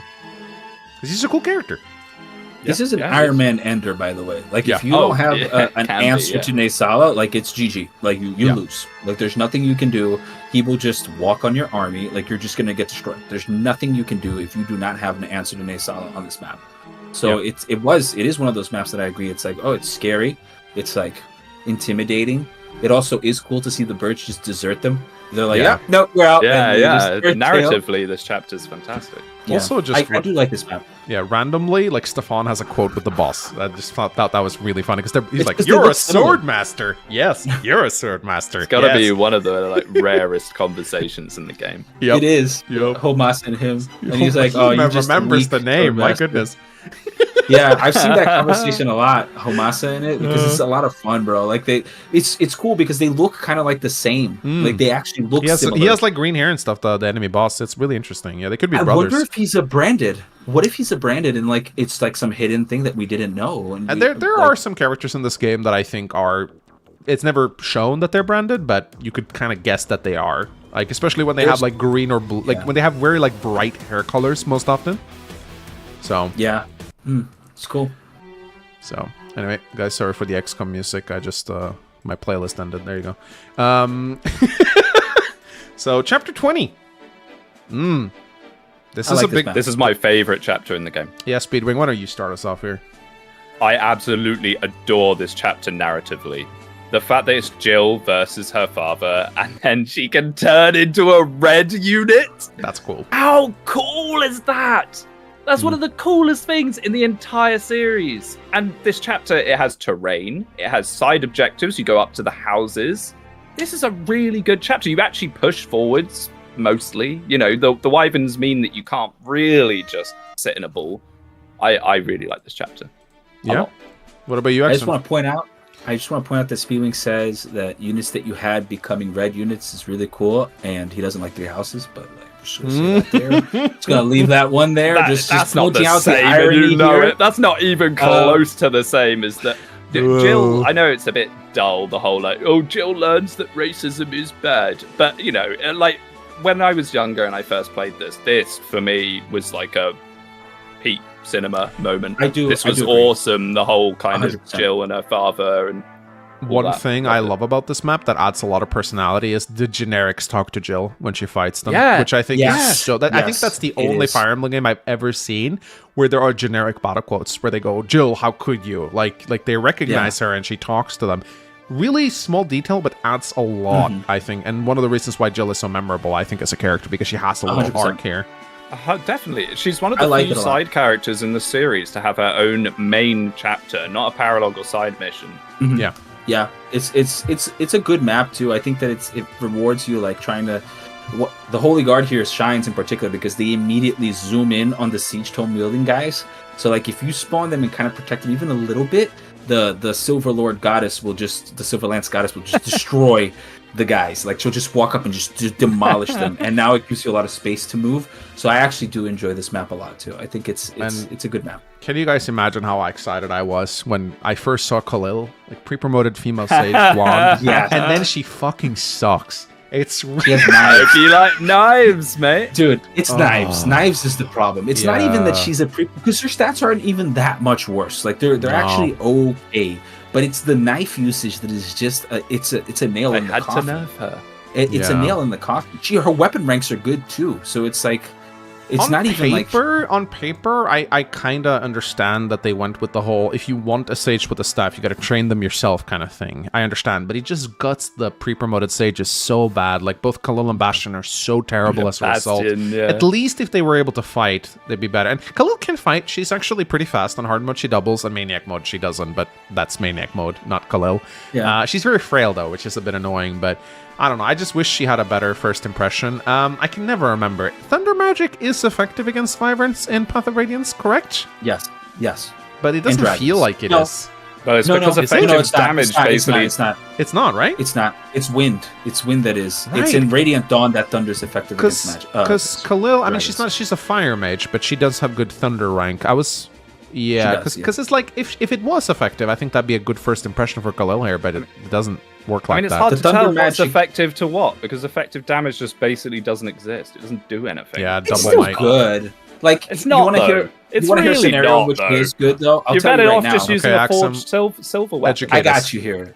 Okay, so like a El Thunder or a Forged Thunder Tome against the dragons at the end of the game is actually good. Like it's I'm not memeing, I'm not making this up. Like it is a good way to deal with the bloated HP stat and defensive stats of the red dragons at the end of the game. And those guys are insane. Like the red dragons are terrifying at the end of the game. Like you either need a Laguzax or you need a Thunder Tome or something that you can just really. I'm not saying a Forged Thunder, El Thunder. I'm saying like a Forged Thunder or an El Thunder, which is good, has some chance to crit, is actually pretty solid against them. They're terrifying. Like in Maniac mode, they are problems. Like you'll be like, I can't deal with this, and that helps. So I will give credit where it's due. The Thunder Tomes are good solely because that enemy type is so problematic at the end of the game. Like that's my 2 steps there. Anyway, moving on to chapter 21. And I was, for some reason, I thought the bridge map was after this, but it's not actually. It's this one. And yeah, this one's, I never liked playing it on Maniac mode, but again, that's more of a Maniac mode thing. On hard mode, I think it's fine, but this map is a little tedious. This is where the sleep staff starts showing up. Yeah, and like you have to take such a roundabout way. There's only one way to go, and it's the most tedious way. It gives me like chapter 8 of Binding Blade vibes. It's not great. This is where Siege Tomes and Status Dives start to really slow down the game in a big way, and it kind of sucks. Yeah. This is where the game like just goes to a halt. Even with sped up animations and everything, you're going to be spending a few hours on these maps. It just sucks. So many chambers. So many chambers. 1, 2, 3, 4, 5 closed chambers with chests, and you want to get all of them because of course you do. It's treasure, right? So yeah, it takes forever. They encourage you to juggernaut with 1 or 2 units. So you take your 1 or 2 juggernauted units up to the front, and then they just get put to sleep. Yeah, this is not a good map. And do you not like that 3-tile choke there on the river that you have to pass through unless you want to take? You don't like that? You don't think that's good game design? Like, it's so fun. This map. I mean, the Holy Guard do work here though. They do. Holy Guards are amazing on this map. Oh yeah, for This sure. is like one of their best maps. I don't know if you guys knew this, but the general that's on the top, he's like a mini boss, right? Yeah, he's Wrath or for some something reason. like that. He's Wrath. Just random And that Wrath. has caught me, like just random dude with Wrath, and it's actually like it's cost me a unit before because I didn't know, and I was like, oh, okay, he just destroys a on unit Maniac for free with mode. Wrath. About 2 or 3 other generals on this map just randomly have Wrath, and I don't know why. It just they just for some Just reason to be annoying, just to when you're falling asleep, wake you back up. It doesn't even happen on other maps later. It's just this one. Just for this some one. reason. I think they played. I personally game, think they maybe. played around. So I have a theory that they played around on Maniac mode with giving generic skills, but then they decided against it and they removed them, but they forgot a few. That's what I think actually happened here. They just overlooked these 2 units because they were like, this difficulty sucks. We can't. Like, oh my god, just remove all the skills. No. We got to do something. This is too much. Yeah, it's pretty wild. Yeah. Chapter 22. Oh, this map. You either siege tome it or you're here for a while. I'm gonna be honest with you. I think that the sheriff staff here is just huge bait. It's not necessary. It's not even worth it. Yeah. Like actually, all the chests in this map, like barring 2, are actually useless too. Like the one with the there's siege tome is so good. many red herrings on this map. There's like so much. It like dangles keys in front of you. Be like, ooh, you want this? You want this? And I'm gonna like, be real. Yeah. It's just easier to commit war crimes and beat this map. Like it's just. I mean, sorry, I love the medics, but it's concept. time to die. I like the Like, concept of this map. This map is actually a bit of a puzzle if you do it normally, because you have to shove the priest, move forward, shove them in a very specific way, and not kill the, But again, the Ashera stuff is nice actually on some If maps. this nice. was a player It's phase like- game, this map would be amazing. But because this is an enemy phase game, it pushing forwards, trying to keep enemy units alive and stuff just doesn't work. It doesn't mesh with the gameplay of also Path of like Radiance. double sleep, siege tomes, and like you can just die to that because sleep in this game puts your accuracy. Well, on Maniac, some of the priests have weapons. Yeah, and They do. I do think that sleep putting your dodge chance to 0 is like so brutal in this game because it is a death sentence. Like, It straight is. up. Like you just die. Even if you're like Jill or whatever, you will die if you get slept and you get hit by multiple siege storms. Like you're dead. Yeah, and that happens in Radiant Dawn a lot too. So I'm not really a fan of that. I think it's just easier to just kill everything. Speaking and walk of forward. Path of Radiance and Radiant Dawn, the map they reused. The And breach. what's so funny about this map is that on Path of Radiance, falling down one of the pitfalls is like not a big deal at all. You just get stunned for the rest of your turn and then it cures. In Radiant Dawn, they decided to have you remain stunned on enemy phase, which made it 10 times worse. But I don't think this map is not one of the greatest, but it's also not one of the worst. At least it doesn't take a million years to complete. Like you can kind of get by it pretty quickly. I mean, it tried something new, right? I can't fault it for trying something new. It put these pitfalls in that weren't present at that. I don't think any other game had. No. Yeah. 𝗙𝗃cie had this. 𝗙𝗃cie had pitfalls? Not like this, No. no. Not in the Yeah, it was same different. way. It was like a different gimmick. But I don't mind a gimmicky map. Particularly, like, narratively, this kind of makes sense, too. You know, you're pushing against an army to try to come in, and they're making the map, and they're putting these enemies in a layout. The formations actually look pretty interesting, too. So I don't hate the map. I don't like how there's like this green unit battle going on the left-hand side.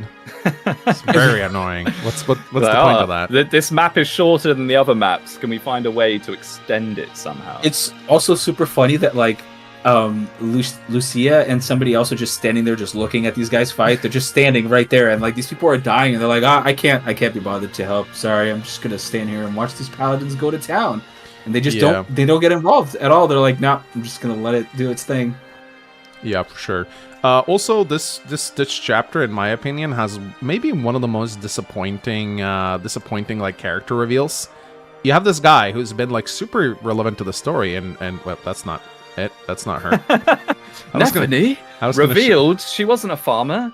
Yeah, I was gonna show Ronulf. You get Ronulf in this map, and he's kind of built up in the story. He almost feels like a second main character sometimes, and he sucks. He's left. He's left, but he doesn't transform at the start. Why? Yeah. He's okay. You know why? I think they put him in because he's a great. Like, you can just slap a demi-bound on him and have value. Like, right, he's not gonna do anything that's like good or bad. It just feels weird to put him in there. I think he has a much more impactful gameplay presence and value in Radiant Dawn.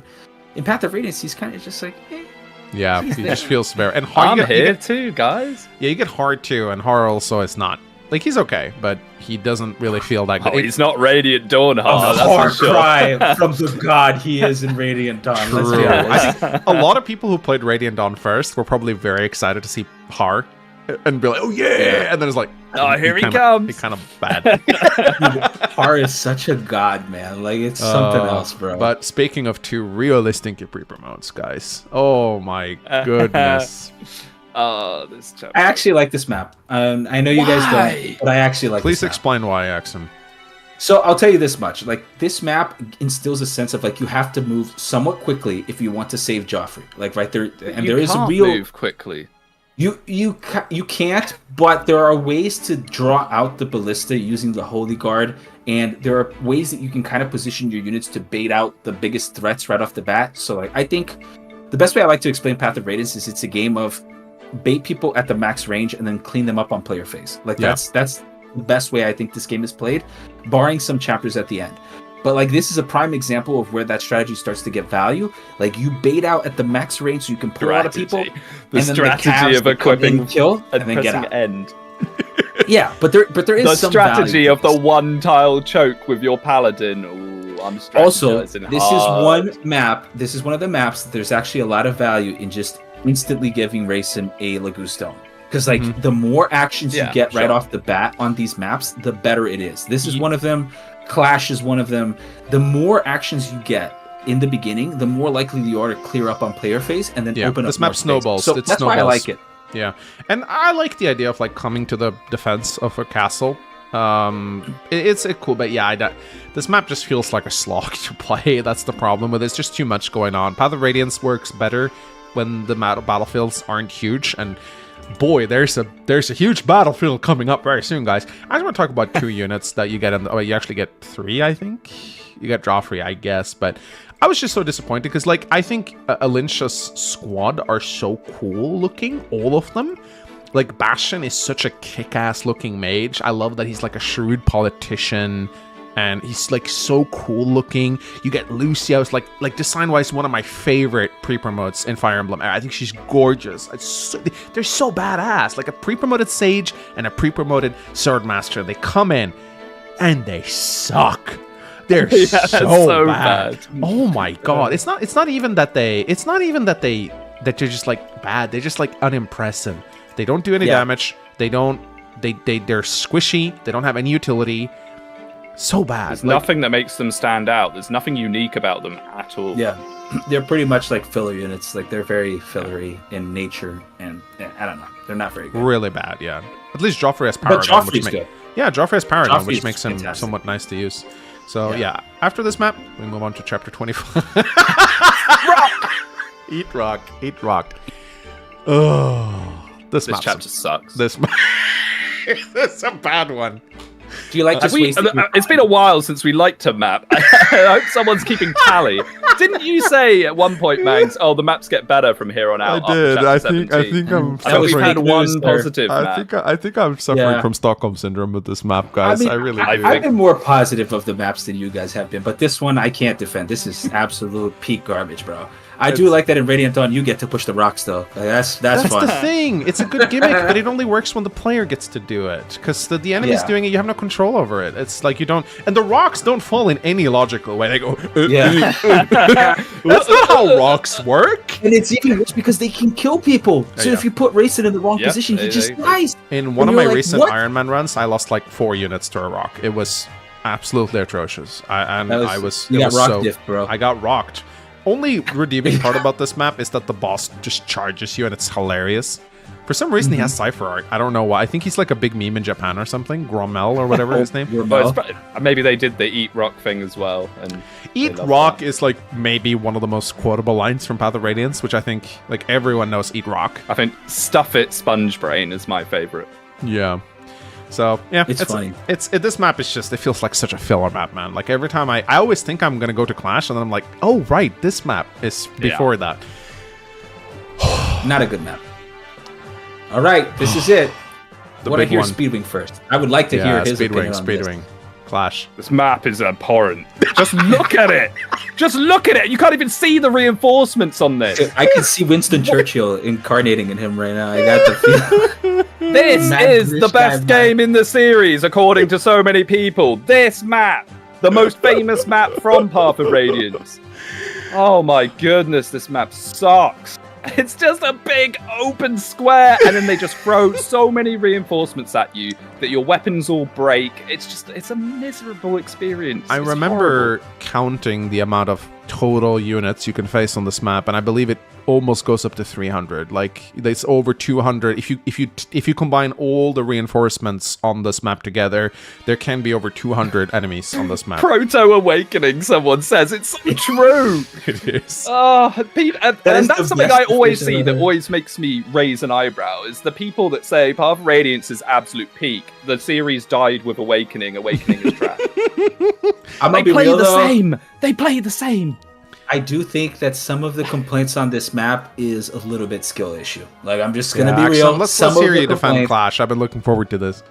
I'm not gonna defend like the abhorrent amount of spam that comes into this map, because that's garbage. Like, I do agree. I don't think that a good map design comes from spamming more reinforcements. This happens in some games, including some ROM hacks out there. I would not know what you're talking about. But I will say, I don't like when the answer to map difficulty is like, hey, let's just spam a bunch of people. I don't think that's good. So I'm not going to defend that. I do think that there is a problem with how people try to tackle this map, though. If you look, I'm going to give like a little bit of a strategy session over here. If you look to the bottom right where you start, there's like these little trees. Do you see the little trees there? They're like 5 trees that are grouped together.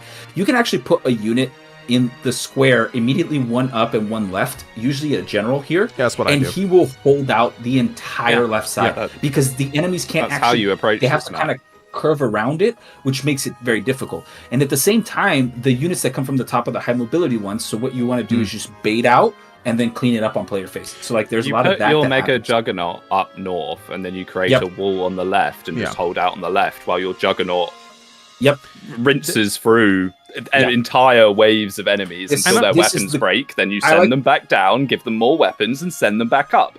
I like to call this map in particular the Oscar Isaac strategy, which is like not Oscar and Isaac, but it's just Oscar and Ike. You just send them up there and they will mow down pretty much everything. So there is a component that I think people overrate how difficult this map is.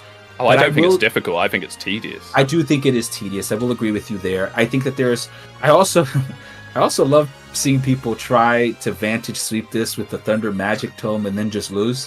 That happens. One of my favorite moments of all time is seeing people realize that like there's an Astra Swordmaster there that can just body that dude, and it's so much fun to see these type of play, because like this is the map that I think will punish you if you try to cheese it. Like you have to play it safe, you have to play it smart, and you have to try to actually.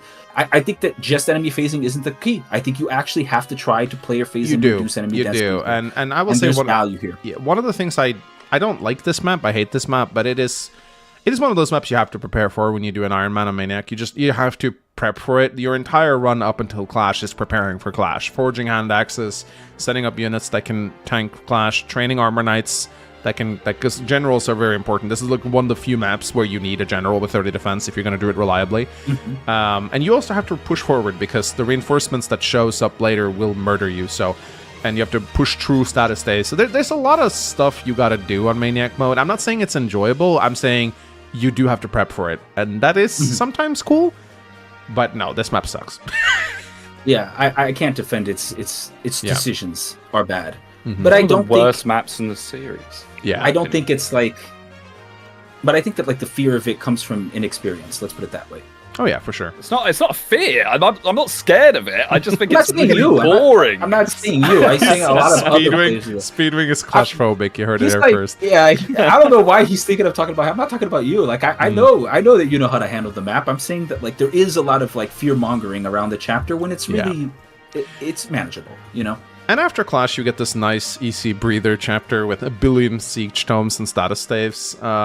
This map is kind of boring to play. This map isn't that hard, though. No. Were you joking when you said breather, or serious? Because it is. This map. It's not they super don't really pull onto you, so you can just kind of. This is a bit of a breather chapter. This is a breather chapter, honestly. The siege tomes can get you though. Like if you're not expecting it, you don't bait them out. You can get overwhelmed by them. Like they will hit.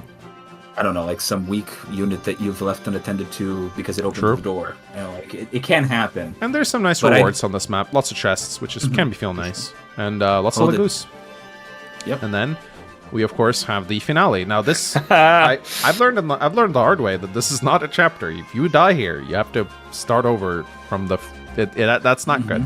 So, what do you guys actually think about this 1v1? Like, it's the first time in Fire Emblem, I believe, where the game just pits you up against like a 1v1, 2v1 if you have missed. It's kind of weird. Cool concept. Yeah. I think that statistically speaking, like there is actually a higher probability of you winning if you have fielded mist up to this point. Yeah. That like there's a mathematical equation that you will win. Like I think it's almost 75 or 80% of the time if you have mist and you attack in a certain order, you will win. I don't think it's a good design. I think that the fact that Black Luna can just destroy you is, and it doesn't matter like what your Ike stats are because 2 Black Lunas will kill you. Period. Yeah. Like that. Again, we're talking about Maniac exclusively for a while, and we said we'd talk about Hard and Maniac. So a lot of people in chat are probably a bit confused when you say things like that. I'm talking about Maniac mostly, but like I don't think I like the idea. Black Luna. Well, it's not Black Luna. It's just Luna. It's just Luna. Is this fight different on Maniac? No. Luna's no, but I'm just talking about in terms of stats because doing this on hard mode is fine. I think on Maniac mode he has the same stat. Maniac mode is not buff bosses. Oh really? Yeah, it's exactly the same. It's exactly the same fight on Maniac. Okay. I just assumed that they wouldn't be as stupid on hard mode. No, I don't like the fact that it's just a percentage proc skill chance for you to lose. But I love the concept. I love the concept of a duel. I think the duel thing's really cool. Like when you do it with Ryoma, that's also pretty cool. So I like the concept. Like many things in Path of Radiance, is just executed. It is memorable to have a 1v1, and I like that they gave you an option to escape. I'm not a big fan of how if you wait too long, Nasir comes in and bonks the Black Knight. It feels weird and anticlimactic and a bit shadowlordy, if I'm going to be completely honest. Because it's like... I got this, bro. Don't worry. Yeah, it's weird because... I'm going to talk a lot more about like this blessed armor shenanigans that they do. We'll save that for Ashnard, but it's weird. Like sometimes... The magic plot armor. It literally. So, it literally is. That's exactly what it is. And of course, Axum, I know you had this line about the warp powder. You want to repeat it quickly for the audience? I definitely believe that this is the one point that I'll say that localization was actually better, but I think it's a Radiant Dawn thing, because it's in Radiant Dawn that he explains that the warp powder that he used, like the reason why Ike won was because his warp powder only transfers his soul and not actually his body. So when Ike fought him, he was fighting only the soul, and he was weaker, and that's why he won. And I gotta be honest, I just prefer I just let you win. Like that's so much better, because it just shows to me that like, hey, I'm so good that I made you think that you actually won, and then I bounced out. Like that's so much better. Like I think that's a better characterization. So I will give that credit. I did want to say one thing. I don't think the reward for beating this fight is worth it. Like Enna is just as good as...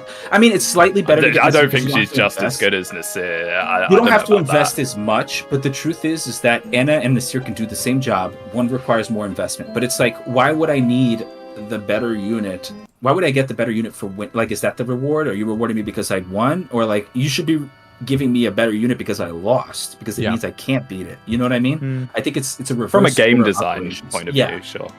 People, I just want to read this down quickly.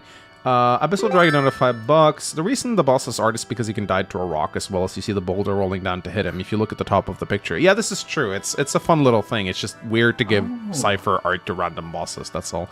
Norrin Guy says, "Oh hey, it's Chapter 9 of Rebellion Saga." We did reference Clash and Rebellion Saga. I'm not like we weren't even subtle about it. I wanted to make a Clash map that didn't suck balls. So. Oh my god! Yeah. Wait a minute. Is Chapter 9. Randall's fight also kind of like this too? If you think about it.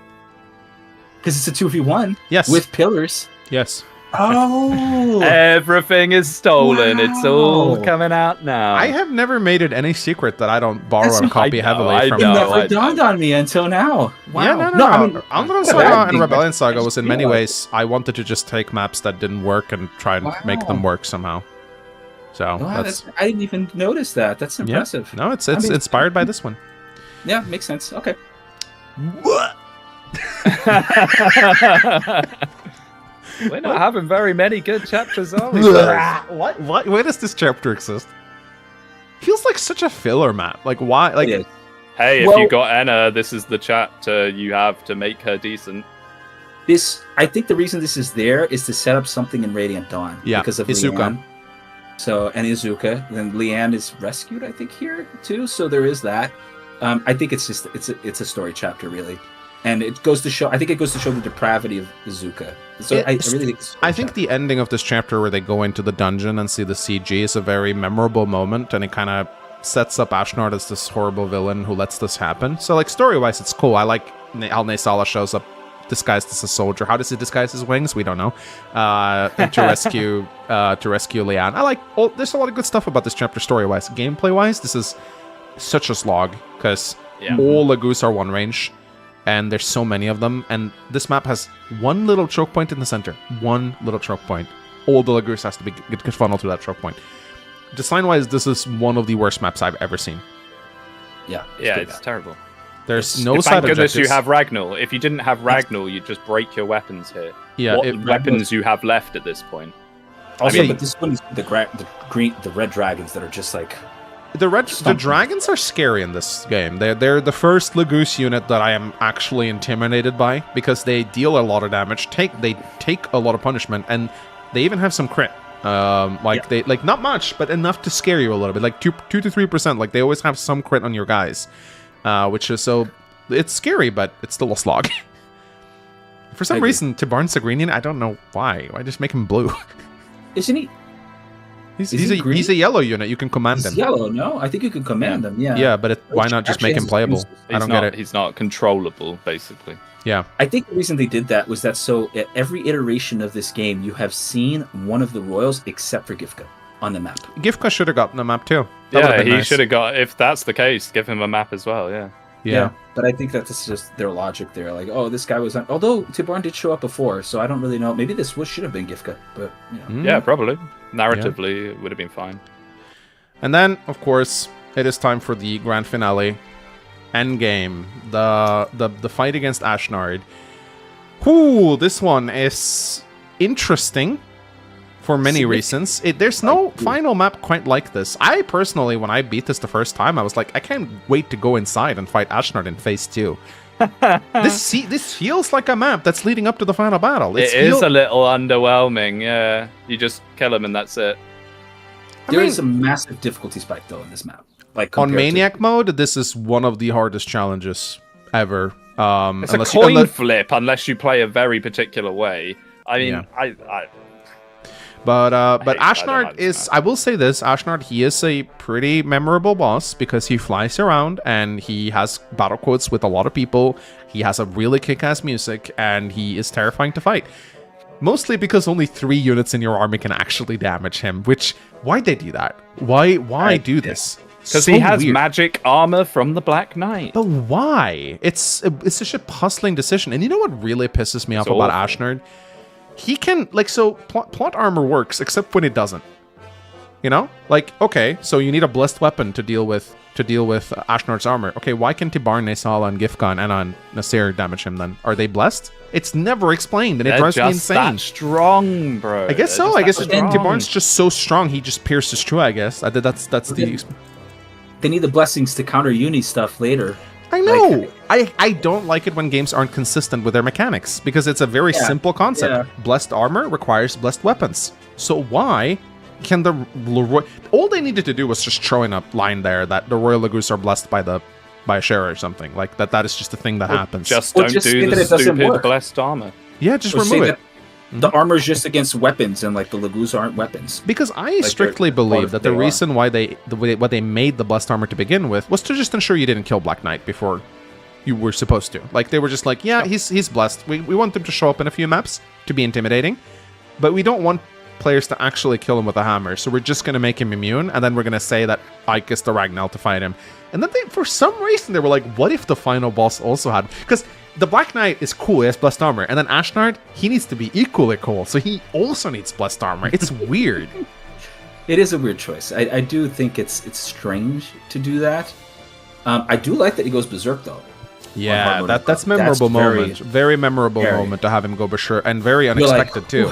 I won, and then you're like, actually, that's really cool. But other units should be able to damage him. It's just so boring. A game where you train units up for 50, 60 plus hours at this point, and then they just can't even do anything to Ashnard. Like, oh no, it's Ike's story. Ike is the chosen one. You know, it's, it feels lame. I don't think I enjoy it either too. I do think also the fact that in Maniac mode, random enemies have skills, like the Sword Masters have Astra. For whatever reason, the generals have Wrath. They were like, oh, by the way, you thought this was going to be... And the dragons are insane. Like 70 HP. They are. They are like, what is this? Why? Even the cat Lagus are terrifying. Like, everybody on this map is just super stacked, super powerful. I mean, this map feels like a defense map. It feels like a defense map where you're just waiting for Ashnard to come to you. It's an rather than an attack on Ashnard. Yeah, that's true. Yeah. And then Ashnard gets bored and walks to you, and you're like... Yep. And then, God forbid, somebody's in range. GG. Like, it's GG. That was a quick retrospective, guys. Only took 1.5 hours. I knew this was going to be a bit lengthy, but, you know. Still, I think it's important to kind of get a perspective on the game to go through. And, man, I got to say, Squid Ring, there weren't a lot of good maps here. There wasn't, was there? There wasn't. There was only a handful. I do believe that my love for Path of Radiance is a little copium-induced. Because, like, I think Path of Radiance is the most overhyped game in the whole series. I think it's a good game. You can be good and you can be overhyped. I think it's a game that has a lot of really good qualities, but the negative qualities, particularly when you come to play the game more than once. I think it's a really good one-and-done game. Yeah, I think once you if you repeatedly play the game, its flaws start to show more and more and more. So we're gonna move on to the next thing now, which is what made it good and bad. So we've been very negative now, so let's talk about a few things that we really like about Path of Radiance. 𝗥𝗱𝗄, one thing you really appreciate about this game. I think for the better or for worse, the introduction of the 𝗥𝗚𝗄 units as a different type and a different mechanic in general was a step in the right direction for the series, because it led to even more 𝗥𝗚s-like characters later on or whatever. And I do like the way that they're introduced. I do like that they're kind of like these mini Jagans that float around in mid-game and can do different roles. I like them. I think that's the best aspect of it in terms of like what was something that was introduced that made it good. The 𝗥𝗚s. I think the 𝗥𝗚s are very good. What about you, Speedwing? Good thing you like about this game? I like a lot of its concepts rather than their actual executions. I think bonus experience is one of the coolest ideas ever for the series, to have bonus objectives that if you do them, you get a reward of experience you can give to your bad units. It's executed awfully because it's basically just, can you LTC these maps, and then there's no cap, so you just power level 1 unit. But I love the concept. I think the concept is really, really cool. And I think Fire Emblem plays best when there's lots of side objectives. I mean, why didn't they list them? Is there any way of seeing them in-game? No, Am I just forgetting? In Radiant Dawn, when you do New Game Plus, you can add bonus. Yeah, but Radiant it shows Dawn, at the end of the map for some reason. Yeah, Path of Radiance, they don't. It's really weird. Like, there should be a tab that you can see with bullet points saying, do these bonus objectives. You don't even have to necessarily say how much bonus XP you get, but it'd be cool if you did. And say, do this. And I love the concept. One thing I absolutely adore about Path of Radiance, aside from its incredibly colorful cast, who all look gorgeous, I really want to see a return to the 𝗤𝗃𝗃 art style. Everyone in this game just looks so huggable. It's like they're so pretty, you know, even the men and women both. But what I love about 𝗤𝗃𝗃 as a whole is the base. The base preparations of 𝗤𝗃𝗃 is the best they've ever been in the series. This little mini thing where you trigger supports, equip your units, forge, watch talks. It is the best My Base feature I have ever seen. I do not necessarily want to run around in a base and talk to people. I like to have everything ready, and the menu and UI design of the 𝗤𝗃𝗃 games is impeccable. The sound effects, how smooth everything feels. Like, whenever I'm navigating the base in the 𝗤𝗃𝗃 games, I never have to think. It's like it just flows. And that is one thing I really appreciate so much about this game. I love how the supports build gradually, map by map, just by fielding units together.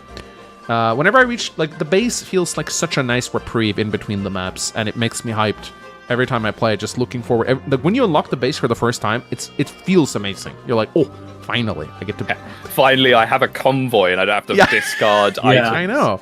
Bonus experience 2 is great. I do feel like there should have been a cap on it. But it's a great concept. Doing side objectives to get bonus experience is fantastic. Such a good mechanic. So those are things I really like. Speedwing. Thing you don't like. We've talked about the maps. I mean, yeah, it's kind of what can I say here that I haven't really already said? How about just how slow everything is? Why is it so slow? It is a slow game. You turn the animations off, and the on-map animations are still insanely slow. It's just everything takes too long. The game does not respect your time at all in any form.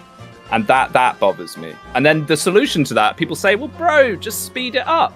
Okay, I've now sped up the game. It's still slow. And now I don't have any sound or sound effects. And the soundtrack of Path of Radiance is excellent. I want to hear it. Yep. I want to hear the sound. True. Yeah, that's something I really don't like. It's just so slow. Some guy just says, shut up, engagement. You have somnia. The somnia? I love how inflammatory this comment is. The somnia that I don't use, by the way. It's such a bait comment. It's such a... It really is. I'm talking about on maps. I'm talking about actual gameplay. The 𝗤𝗃𝗃 base, I agree with Mangs, that is great. It's probably the best in the series. I'm talking about on map. The game part of the gameplay is slow. So, Axum, thing you hate about this game that we haven't talked about? The game is perfect, guys. Like I think that the real issue here is I'm going to talk about something that we didn't talk. We talked about map design. We talked about the enemy reinforcements. Can we just be honest? Like, why is the game Cav emblem? Like, if you are not on a Cav, you are just not. You're not worthy. You can't lift me over. Like, you just can't. If you don't have Kanto in this game, you are just a second-rate citizen. Like, straight up, you don't get to vote. ICE knocks up on your door. They're gonna get you the hell out of here. Like, because they decided to add Super Kanto from FE4, and it just broke Cavs. It's horrible, and it would be acceptable if the stats on the units were just significantly better if they were melee or whatever. Yeah. But they're not. They're not. Like, the Cavs are just absolutely dominating this game from start to finish in any way, shape, or form. Like, it doesn't matter if it's a dragon mount, it doesn't matter if it's a falcon knight, it doesn't matter if it's a horse. You're just better. Like, you're just better. Even the second option to it would be better. You would never take, I just saw DevDan on the screen, you would never take DevDan over Har. Never. No. You would never. No. It doesn't. Yeah. And for two reasons. First, because his stats suck, and second, because Har flies. So it's just like, why are we not admitting that there's a problem here with the cat? Like, you know, we are definitely. And then those units don't feel any different from each other. Objectively, what really is the big difference between characters like Oscar, Kieran, and it's like, oh, but he has like an Earth support, so I get a bit more avoid. But come on, the units have no individuality. They all blur into the same hand axe javelin mess. It's they true. look So cool. I do think they look cool, but there. from a gameplay point of view, they play I the will same. agree. I think that there's a big unit preference, like unit favoritism problem here. Like, they clearly made the Cavs just better than everything, and that's it. Yeah. I will say this. This is not the thing I was going to talk about. People want us to mention it. Biorhythm, it sucks. It's like it's most useless mechanic ever. I think they intended to do more with it, but I don't think they liked its random nature and just how it's bad. It's like no one cares. I love it conceptually. I think it's a great idea. I wish the units had biorhythm based on the events that happen in the game. Say after Grail dies, Ike then has bad biorhythm for a few chapters because he's depressed. Maybe something good happens, and then they have good biorhythm. Maybe one of the characters gets married or something. And one thing I'm wondering about Speedwing is maybe they intended for biorhythm to actually work as a bit of a fatigue system where characters' biorhythm goes down as they fight. And then maybe, my idea was that maybe Herons would be the biorhythm healers, that they would go around and sing to raise people's biorhythm so they could keep fighting. But again, they just decided to make it a little...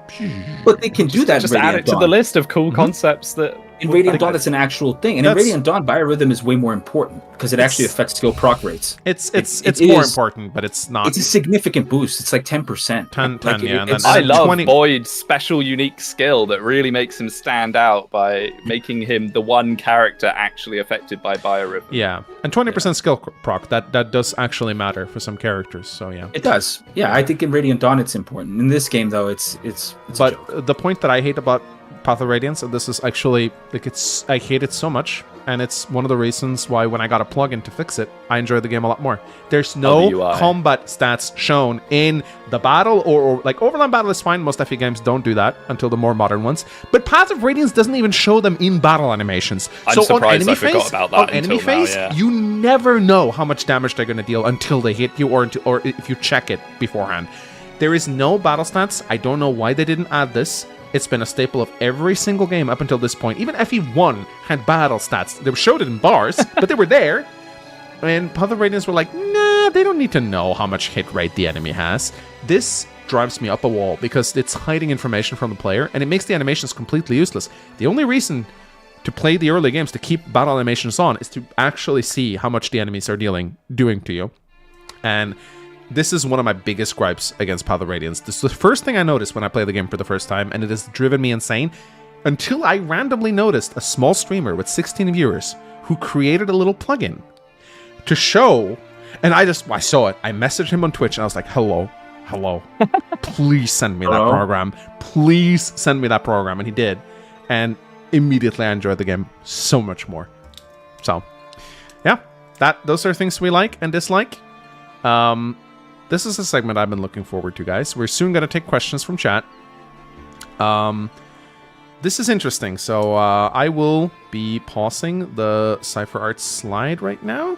And I Let's see, stop one not. Yeah, there we go. So, guys, before we do the top 3 characters, we'll see if we can guess at least one character on each other's roster. So, Speedwing, why don't you start? One character you think is going to be on my top 3, and one character that's going to be in Axum's top 3. Who do you think we're going to pick? Okay, for you, Mangs, Khalil. Easy one. Axum? And for Axum, Titania. Okay. No. Wow. Unfortunately. Okay. No, Spoiling it already, Spoiling Axum. it already. Okay, Axum, what about you? I think for Speedwing. Wait. I have to really think about this. I think for Speedwing it's Marcia, Oh, wow. Yeah.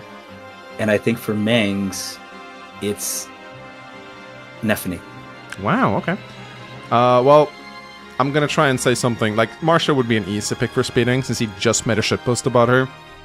So I'm going to say made a few videos. I think I made like 4 videos about yeah, Marcia. so I'm going to not go the easy one. I'm going to go Makalov for Speedwing, and Axum, I somehow think you're a Jill fan. I'm just going to, like, it's just a bit of a gamble, but I'm going to, so Axum, why don't you start by revealing your number 3 spot? Who is it? Why is it? My number 3 spot is Joffrey. Joffrey, okay. Oh, okay. Why? Joffrey I think he is the most underrated unit in the game. I think he has incredible start, and the fact that the Night Ward exists allows him to just have mad value. He has Paragon, so he's not even difficult to train up compared to everybody else. He can come into the game and just has the stats and has the value to immediately be able to use like Laguz Lance, bows at high rank, just get a lot of value out of it and just compete with the Cavs that are the same Cavs that you've had the entire game, but he's just there for free. And I think people just overlook him because he's late, and it's like, it's not even a problem. He has Paragon. Like, he will demolish the game, and I think he's really good. People sleep on him. I also think he's really cool, like the idea of this knight that's like protecting his kingdom and protecting his queen no matter what. I really like him. I think he's great. Yeah, for sure. And number 2? Number 2 is actually Tanith. Oh, okay. Ooh. Tanith. And Tanith grew up on me a lot because she is like pretty much the maniac mode destroyer, bro. Like, she she is so good. Something people don't notice is that Tanith with the Sonic Sword can one round even late game wyverns almost at base. Like, you give her a magic spirit dust and she busts the game wide open. She has she's fantastic stat wise. She's really good. She is and she's just really strong. She does so much work. I also like that strictness of how she puts Marcia in her place multiple times, and like how she's like this like empress that like she defends her empress, and she's like really like tomboyish kind of deal. And I like that kind of strong, stern woman. Part of this is also Radiant Dawn stuff because she can wield like really good weapons in Radiant Dawn, so I kind of like her for that too. But I just think she's grown on me in Path of Radiance. All right, Axum, who's your number 1 Path of Radiance character? It's gonna be Ike. Like, I think Ike is the coolest character in Fire Emblem. Like, Ike has always been the coolest character in my opinion. I love him as a lord. I think he's a fantastic unit. I really, really love Ike as a character. I like the way that he is introduced. I like his character arc in POR. I like the way that he is growing into this legend, because by the time you reach Radiant Dawn, he is a legend. Like, he doesn't have any character development in Radiant Dawn, let's be honest. It's more like he's there to just be a legend, and the legendary feats that he's done are the ones that you've seen through this game. So I really like that like matureness that goes with him. I also like that he's a character that just doesn't, for lack of a better word, he just doesn't care about anything. Like, he just cares about his own, like, he cares about doing the right thing, but he doesn't care about how he's perceived for doing the right thing. And I think people should emulate that. He fights for his friends. I think people should emulate that more. I think people should be more like Ike, like not care about other people's opinions, care about more about their betterments. Don't be Alchrist, be Ike. Okay, let's just start there. That is the message I want to send, and I think that Ike does that. So he's my favorite character. Nice. Okay, so it's Ike is number 1, Tanith number 2. And then, who was number 3 again? Joffrey. Cool. All right, Speedwing, you're up. Let's hear your number 3 favorite Path of Radiance character. My number 3 is Marcia. Really? Wow. Marcia, yes. I think Marcia is great. I'm going to talk... I've kind of picked these characters more based off writing, appearance, story than actual gameplay, because, I mean, in my opinion, gameplay of Path of Radiance is one of its weakest qualities. Marcia is one of the funniest characters in the entire series. She has some of the best lines. Stuff It, Sponge Brain, and Boat Monkeys is just so funny. I love her interactions with 𝗵𝗿𝗄, that she's basically just kind of forces him into Ike's army. I really, really like her. I like her a lot. I think she's one of the more entertaining characters that we've had. Yeah, for sure. And number 2? Number 2 is Titania. Ah, good choice. I think Titania is the second best design in the entire series, in my opinion. Only being beaten out by Minerva.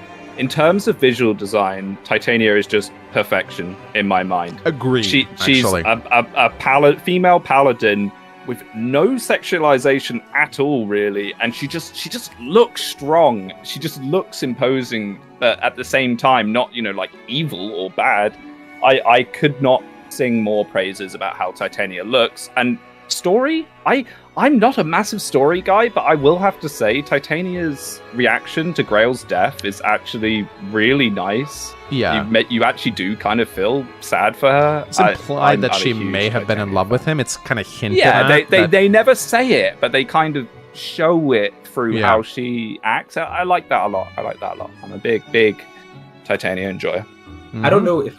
Side note, I don't want to interrupt, but I don't know if you know, but didn't the developers say something that they just wanted to make a really badass female Jagan? Wasn't that something that was said? I think in a developer interview. Oh, they succeeded. Yeah, coolest Dragon in the series, I think, and that's saying. Yeah, they didn't want a traditional old man. They wanted. Actually, she's not a Jagan. She is. Shut up. Yeah, sure. Okay, number 1, Speedwing. My number 1 is 𝗵𝗿𝗄. I adore 𝗵𝗿𝗄. No way. Any Speedwing enjoyers will remember a time where before I face revealed, I used 𝗵𝗿𝗄 as my stand-in for videos. I had 𝗵𝗿𝗄 in my channel banner. I think 𝗵𝗿𝗄 is one of the more interesting characters in the entire series, because he's not just I'm a good guy doing the good thing, following my lord, I love training. He actually feels like a real person. Yep. He's flawed, Very massively flawed, and I just think that's very entertaining. And, like I said with Marcia is another one of my favorite characters, and their interactions together are great. One thing I love 𝗵𝗿𝗄. I think is absolutely amazing about 𝗵𝗿𝗄 and Marcia. If either of them die, their supports change. In one of their supports, 𝗵𝗿𝗄 and Marcia are seen bringing flowers to the grave of their sibling. It changes. Really? Yeah. Wow. I bet you didn't know that. Yeah, I did not know that. Because there's a support where they talk about. I would never let either of them die. Yeah, there's a support where they talk about their sibling, and that support changes, and they're like, "Oh, hi, 𝗵𝗿𝗄. You see, you have flowers there. What are you doing with them? Oh, I'm gonna lay them at Marcia's grave." Oh, that's pretty really cool. sad. That's really nice. Yeah, and he makes people seethe in Radiant Dawn because they're like, "Oh, my waifu Astrid." Yeah, good. I enjoy that. You heard it here. I enjoy watching their pain. This is the beginning of Speedwing's cancel arc right here. He said that he likes 𝗵𝗿𝗄, the most abusive man ever. He's not even abusive. He's just I don't a bit like. of a, he's just an asshole. Radiance. I like the fact that he's just a gambler. He's a gambler. Dude, he has a gambling addiction. Who doesn't? I Yeah. keep playing Marvel Rivals even though I lose every day. Like We're Fire Emblem fans, you know. Oh, this time it'll crit for sure. Everybody here has a gambling problem. Tell me, you just don't know what it is. You don't know what the thing is that you gamble on. All right. It's 100%. So Marcia, Titania, 𝗵𝗿𝗄. All right, time for my top 3. Now, someone, I want to give like an honorable mention because you mentioned 𝗵𝗫 here. You mentioned 𝗵𝗫 Axum, and she's not on my top 3. I will say I think she's one of the prettiest characters ever made in Fire Emblem, and I think her design is one of the best I have ever seen. It's a rare helmet character. It's playable soldier, which is Luca did it. Shut up. No one played Gaiden. No one played Gaiden. I don't care. Like 𝗵𝗫's the first soldier. But I will say one of the best looking characters in the entire series. But I don't like her very much as a unit. I think that she's annoying to use and hard to train. My top 3 is I think some people might see this coming. Toronio. Love this guy. Old, gray-haired general. And so when I did my Maniac mode run, I was trying hard to find a solution to Clash. And I was like Toronio has Resolve. Usually in hard mode, there's no point in using Resolve, because, like, why bother? Overkill. But what if I were to give some stat boosters to Toronio, give him Wrath, and send him out, and he soloed Clash? And it came pretty close a few times. He could have died. It was definitely a risky strat, but it worked, and it allowed me to beat Clash for my first time. That moment cemented Toronio as one of my favorite units. I love his design. I love old grizzled men in Fire Emblem, generally speaking. I have a very soft spot for, like, old gray-haired veterans. Gunter, then. Oh yeah, absolutely love him. So, but that moment alone was kind of what made me love Toronio. I'm not a big fan of him in Radiant Dawn, but in Path of Radiance, I do like him a lot. Even though he is a very overlookable unit, because he's like an old man that joins very late, and he's kind of high base level. So people don't like units that can't train very much. But I like him a lot. I think he's a really, really kick-ass unit. Underrated for sure. Yeah, for sure. The second unit that I really like, and that is 𝗫𝗏𝗁. I think 𝗫𝗏𝗁 is, gameplay-wise, there's not much to say. You never pick him, right? This is pure story. 𝗫𝗏𝗁 is a character that makes things happen. He creates interesting plots around him due to his nature of betraying. I think when 𝗫𝗏𝗁 is on screen, he commands a lot of respect. Like, you notice him because he's a very striking design, and he's also very strong. So you notice him. He's like this stealthy, sneaky character that will stab you in the back. He reminds me a lot of Loki from the Marvels. Like, he is very He's kind of gray, isn't he? A trickster, kind of. Yeah, trickster. You never know where you have him. You don't know what he's gonna do. He can easily betray us, but he's betrayed you like twice in the series. Although the second time was because of a blood contract. We don't talk about that.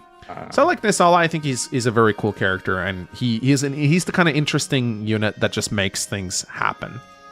So, number one, to absolutely no one's surprise whatsoever, is Khalil. I love her sass. I had just played FE7. I was head over heels for Louise, and then I see a female sage walk in. And for some reason, I thought maybe we'd see a male sniper husband, because she talks about her husband.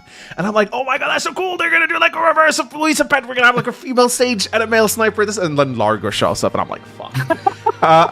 But I lost the gym, bro. No.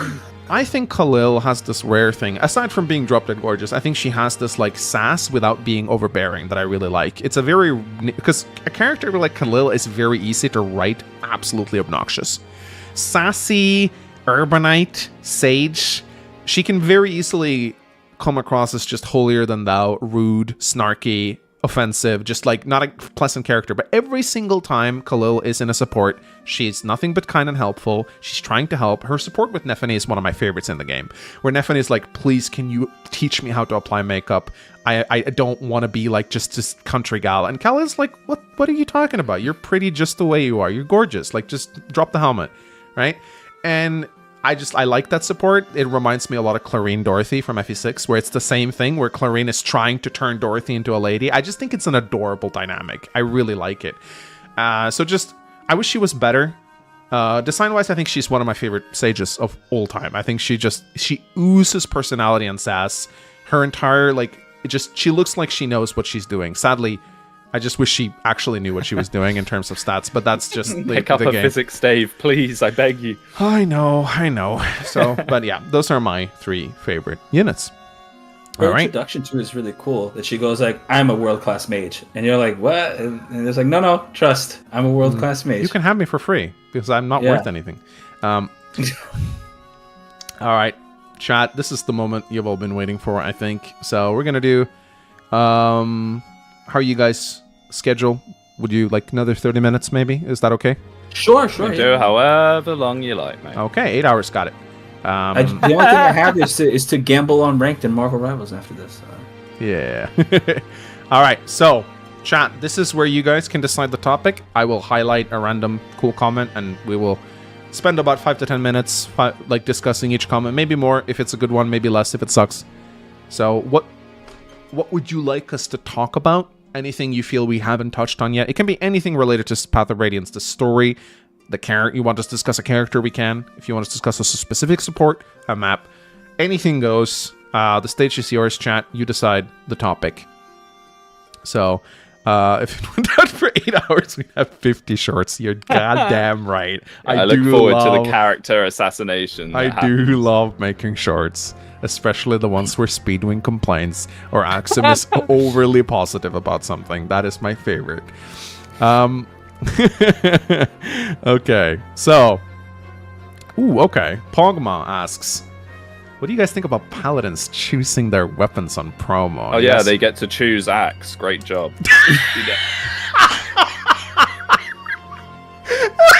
It'd be nice if the other weapons were even worth considering.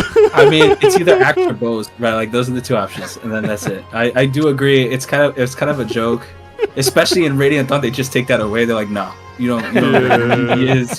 You get sword and axes, and you get lances and bows, and that's it. And that's probably how it should have been, to be honest. If there was more unique weapons in the game, it'd be more of a choice. But there aren't, like, if effective weaponry was actually good, and if there was some like nice gimmick weapons, like the Sword Slayer, for example, if that existed, it would make for a more interesting choice. But yeah, you're right. It's not really a choice at the end of the day, is it? It's just an illusion. It's like the choice between knives and staves. It's not really a choice at all. It's exactly the same. Yeah, it's pretty obvious what it is. Yeah. All right. Well, Donlot says, do you like Path of Radiance having unique dialogue in the early maps? If character died, should it make a return in FE? Ooh. Engage has it, Donlot. Play Engage. It's waiting for you. They all have unique dialogue based on their relationships with the characters after the maps. I knew you were going to bring that up, Speedwing. But you're right, Speedwing. If you talk to the maps, if you talk to the characters on the map, they actually do reference characters who died, which is interesting. You know what game has that too? Echoes? 3 houses. For every single unit, when they die in the monastery, something changes. Donlot, I think you were wrong. Yeah. It's still here, actually. Next. Donlot saying, should it make a return to Fire Emblem? And he hasn't played any game past Radiant Dawn. Should this feature return in the 10 plus years of game? Wait, when was Awakening? More than 10 years now, right? 2012? Oh my goodness, yeah, 13 years of Fire Emblem. People are asking for memes. I forgot to do meme review last time. If you want to send memes, but only Path of Radiance memes, stay topical, and we'll do meme review at the very end, guys. So if you guys want to send in memes, manxmemes@gmail.com, do it.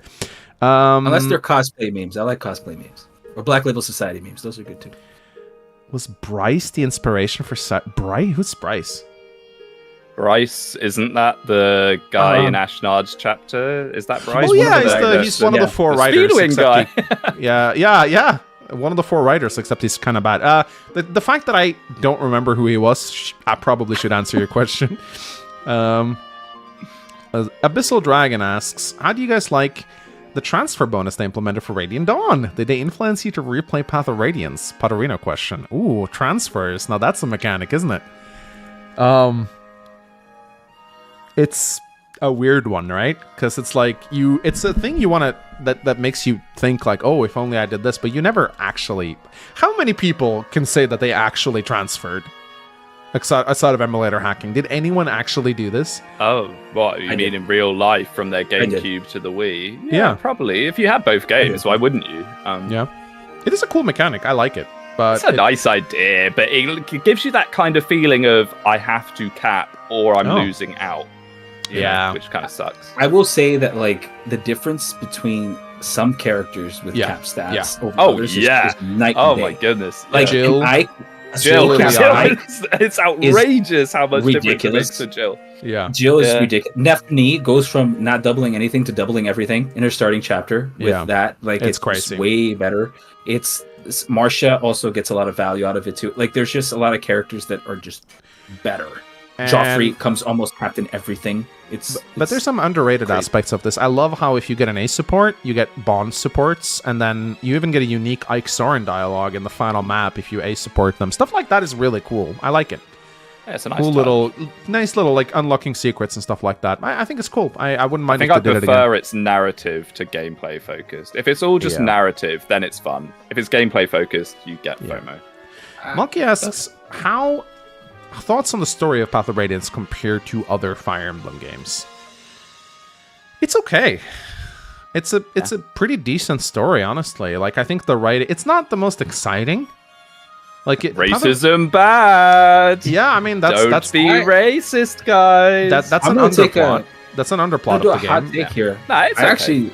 I actually think it's the best written one, like in terms of pacing and how long it takes and how the progression of the story goes. I don't think it's the most expansive one. Like I think things like Three Houses and 𝗵𝗶 definitely do more, like in terms of their lore and stuff. But I do think it's the best one. Like it's cookie cutter, but it's a good cookie cutter story.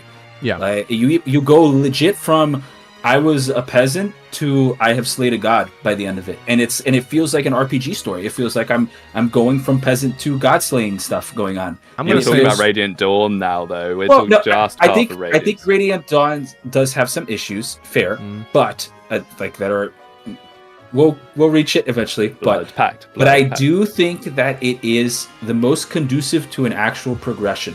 Like, I feel like the progression... I didn't feel like at any point in time, like, whoa, this came out of left field. No, it all kind of was alluded to, and it was all kind of resolved as we were going along. And I think that's more than you can say for a lot of Fire Emblem games, in my opinion. Yeah. I think that Path of Radiance has very solid dialogue. There's a lot of good dialogue, for sure. And I think...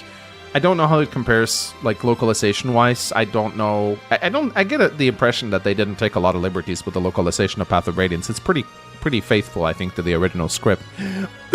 but I think it has very, very likable characters, and I think that's one of the, like, I think the Tellius characters are by far some of the most likable characters in the series. They don't feel overly gimmicky. There's some gimmick there, but they mostly feel like just real people, and I like that a lot. The conversations are all great, so it is a... When I think of Path of Radiance, it doesn't excite me, like, super much. It's like a very cookie-cutter Fire Emblem. But sometimes, you know, it's like people saying vanilla is boring. No, vanilla is delicious, man.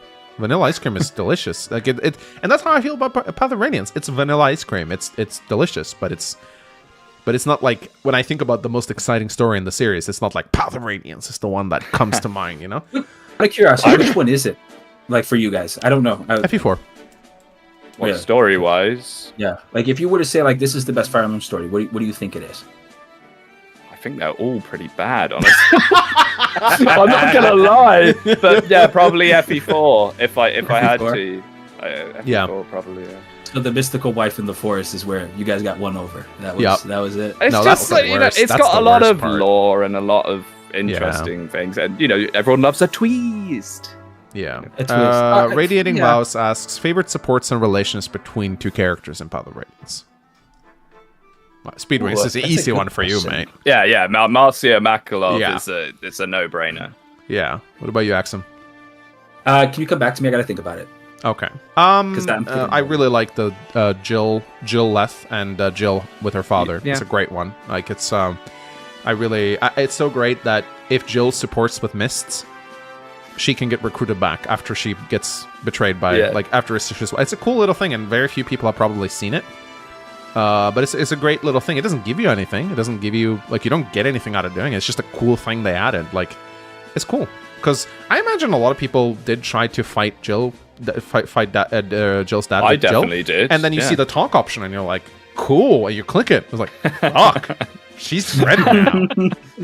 It's a big, like, that. They would not dare do that today, I think. That's something that the developers just wouldn't have the balls to do, because it would enrage people. And yet, I think it did enrage a lot of people at the time. Oh no, I supported Jill, and now she's the enemy. What? Exactly. So, but it's cool that they had the balls to do it. Naxim, what do you mean? I had Edelgard and now she's gone. Anyways, I think that I thought about it, and it's not really, like, I don't think it's fantastic. I think it's just memorable for me. It's Raisin and Tanith. They actually have a support, and during the whole time, it's kind of like Tanith telling Raisin, like, you don't have to try to be anything more than what you are. Like, you don't have to be a warrior like 𝗵𝗏. You just need to do what you're doing, because what you're doing is way more valuable, which is true, because, like, a dancer, best unit in the game, that actually, like, what you're doing is strengthening yourself in different ways. But he also, like, tries to say, like, how he tries to emulate 𝗵𝗏, and how he's even worked on himself being better in other ways beyond that. So I think it was pretty cool to see this aspect of Raisin, and how he's like, I don't need your protection. Like, I don't need to be protected by you. He's so different from Raphael. Yeah, he's like, I don't need to be protected by you. I'm a strong, independent dude or whatever. And I'm a strong independent Heron. I don't need no strong. Yeah, I'm a strong independent bird. I don't need no holy guard protecting me. And that's basically how it ends off. Is Tanith being like, I don't need to protect him. He actually is his own thing. Like, she learns that, He doesn't need that. Like he's way stronger than he appears, even though he appears fragile. So I think that's a pretty cool one. Prof, how excited are you all for the animation skip that was found? Also, fantastic job, Download. So yeah, let me just explain real quickly. For years now, 𝗵𝗁𝗁 and Download have been combing through the code of Path of Radiance, which are like hundreds of thousands of lines of text, and they've changed one line, booted up the game, looked around, gone back, delete another line, see if it changes, to see if they can find the exact line of code where it speeds up the animations. After many years, Download finally found it. He found the line of code that, when removed, speeds up the animations in Path of Radiance. This is huge because it means at some point we're probably going to get a patch where we can get fast animations. This is very good for anyone who wants to play Path of Radiance for their first time, just to have everything be sped up. Path of Radiance is very limited hacking-wise because, according to 𝗵𝗁𝗁, it's a mess coding-wise. It's really hard to mod because it's just poorly coded, unlike Radiant Dawn, which is a lot easier to code. And hopefully the idea is that we can create kind of like a modified ROM of Path of Radiance with like battle stats and faster animations, just so people have a better experience playing their first time around. Mods can do a lot to improve your opinions of a game. Just look at me with Engage. When I discovered the Somniel skip patch, I started really like getting on the Engage train. I know some people are saying, oh, if you have to mod a game to like it, then, you know, that's a poor argument. It doesn't matter, mate. Like, mods can still improve your experience, and it's a perfectly viable thing to do. So it's very exciting that Download found that skip. They still need to do a lot more work, but now they have a baseline to work with, which is super exciting, I think. So I think there's not enough credit given to that. I think that 𝗁 and Download do a lot of good work with that. 𝗁 in particular has been working with this for a very long time, so I think that they really deserve a lot of praise, and honestly, like, just kudos to them, and kudos to keeping the community going strong with that type of stuff. I think that that's what we need to see in this community more. I think we need to see more of that type of positivity, type of return, and we should laud that and give credit where it's due, honestly. Yeah, no, it's fantastic. One of my biggest problems with Path of Radiance, as I said, is it's just so slow. Yeah. So a way to make it go faster is wonderful. Yeah. Yep. Fantastic work by 𝗁 and Download as well. Ooh, I want to talk about this one. The Black Knight. Is he a bad character? I have lots to say. I'll go last, because I'll have a bit of a rant on this one. Speedwing, why don't you start off? What do you think about the Black Knight? Good or bad villain? What, just as a written character? I guess, should we pull 𝗁𝗁𝗁 into this? Should we just keep him confined to Path of Radiance? Because I mean, have to do both. This is Path of Radiance. This is Path of Radiance. I mean, if we come round to Radiant Dawn in the future, I'm sure we'll be talking a lot about stuff from Path of Radiance. Black Knight as an isolated character in Path of Radiance as a villain, does he work or not? He's a bit lame that it's like, here's the big bad knight that you can't damage. He's hunting you. He's a bit like Nemesis. I don't know. He's okay. He's okay. I wish he was a little less cartoony. He's like very cartoonishly villainous and imposing. I'm not a huge fan. I like the concept of, oh, you've got to go. This guy, you can't mess with this guy. I just wish they didn't make him look quite so something out of a Saturday morning cartoon, basically. Yeah. What about you, Axon? What do you think about the Black Knight? I think that he may be a little cartoonish, but I think his effect works perfectly to the point. Like, you see him in the port of Tahoe, you're like, oh, I just lost the unit, you know. Or if you see him in the other Castle Debra, you're like, oh, I just lost the unit. So it's like he works for that intent. He is a presence. His theme is instantly recognizable. You'll know right off the bat. And I also think that it's not really about him, though. I think that he's put in the game to show an aspect of who Ike needs to overcome. So I think it's real. I'm looking at it from that perspective, and I think he works very well for that. Because I think that it's kind of showing you, like, in order for Ike to reach his father's status of legendary, like, he needs to beat this guy. Yeah. And I think it goes even a step forward when in Radiant Dawn they kind of like reverse it and go like, by the way, you didn't even scratch the surface because like I let you win. So I think I think he does work. I definitely, somebody just wrote he's better than the Death Knight, and I 100% agree with that. like talk about cartoon, like the Death Knight. Death Knight is Black Knight at home. Death Knight is Black Knight at home. Pretty much. Yeah, they were like, let's do Black Knight again, didn't they? And I think that the Black Knight, I think like 𝗁𝗁𝗁𝗁's motivations are weird, but that's that's a whole kettle of fish in itself. That's so a mess. The question you asked was, is Black Knight a good villain for this story? I think he works. Yes, I think he is good. I don't think he's a bad character. I think he serves his purpose. Since we agreed to keep this confined to Path of Radiance, 80% of my rant is gone. But I don't want to go too much into Radiant Dawn. But I will say, as a standalone villain, he works. Trying to humanize him in Radiant Dawn, he doesn't. If you kill the father of a little girl and a little boy in your twisted attempts to prove yourself, you are evil, and you are not a sympathetic character. I don't care how tragic your fucking backstory. Oh no, they bullied me in the middle. Shut the fuck up. Okay? Like, I don't... as long as he's evil, and we acknowledge that he's evil, he's a perfectly good character. Trying to make him sympathetic was a mistake, I think. And I don't like how Ike and him have this, like, touchy-feely moment when he's dying. It's like, oh, you were my last... He killed your dad. Dude. They do that so much in the series. And so I don't like... I think they kind of butchered him in Radiant Dawn. But in Path of Radiance, yeah, sure, he's menacing, big. I too think he looks very cartoonish. My initial reaction... You remember how I told you guys that I was very unimpressed with Path of Radiance the first time I saw it? When I saw the Black Knight, I was like, is this for real? Did they put the Monty Python character into Fire Emblem? He is a Monty Python character! He is! That's so true! Wow, that is so true. Wow, I never thought about that. I was not impressed. I was not. I thought he looked goofy as hell. Wow, that's funny. Yeah, that's true. Yeah. Radiant yawn. I love that. That's so funny. All right, so, okay. Okay, this is going to be a quick one. 𝗙𝗃𝗁𝗏𝗂 asks, what's your thoughts about South as a playable unit in this game? He sucks. Next. Oh yeah, a replacement thief that when you need to bring him on as a replacement, he gets one shot by siege tomes. Yeah, he's like Rickard. If you transfer him, he gets worse. He's worse than Rickard. Genuinely, like Rickard doesn't have to deal with 9 siege tomes on a map and stuff. Like, why can't he promote? He doesn't charge you money. He doesn't charge you money. Why can't he promote? Why didn't they make him promote? Why can't he promote? He's a rogue in Radiant Dawn. Just let him promote. So weird. Will I say something though? I do think it was so surprising to look at the Radiant Dawn trailers in the beginning and be like, this guy? Oh, yeah. This guy? Oh, this is the character they picked. He sure why him? Yeah, yeah, so I weird. was like, why him? And in Radiant Dawn, it's actually pretty cool. But like that's in Radiant Dawn, he's cool. In Path of Radiance, he's the most forgettable unit. I think he's not even a competition. He is the worst unit in the game. The worst unit in the game. But think about this real quick. Like, you're sitting in the office, like, you know, you're in the Radiant Dawn office mod, and you're sitting there, and you're like, guys, I think we should focus on a different character for the beginning.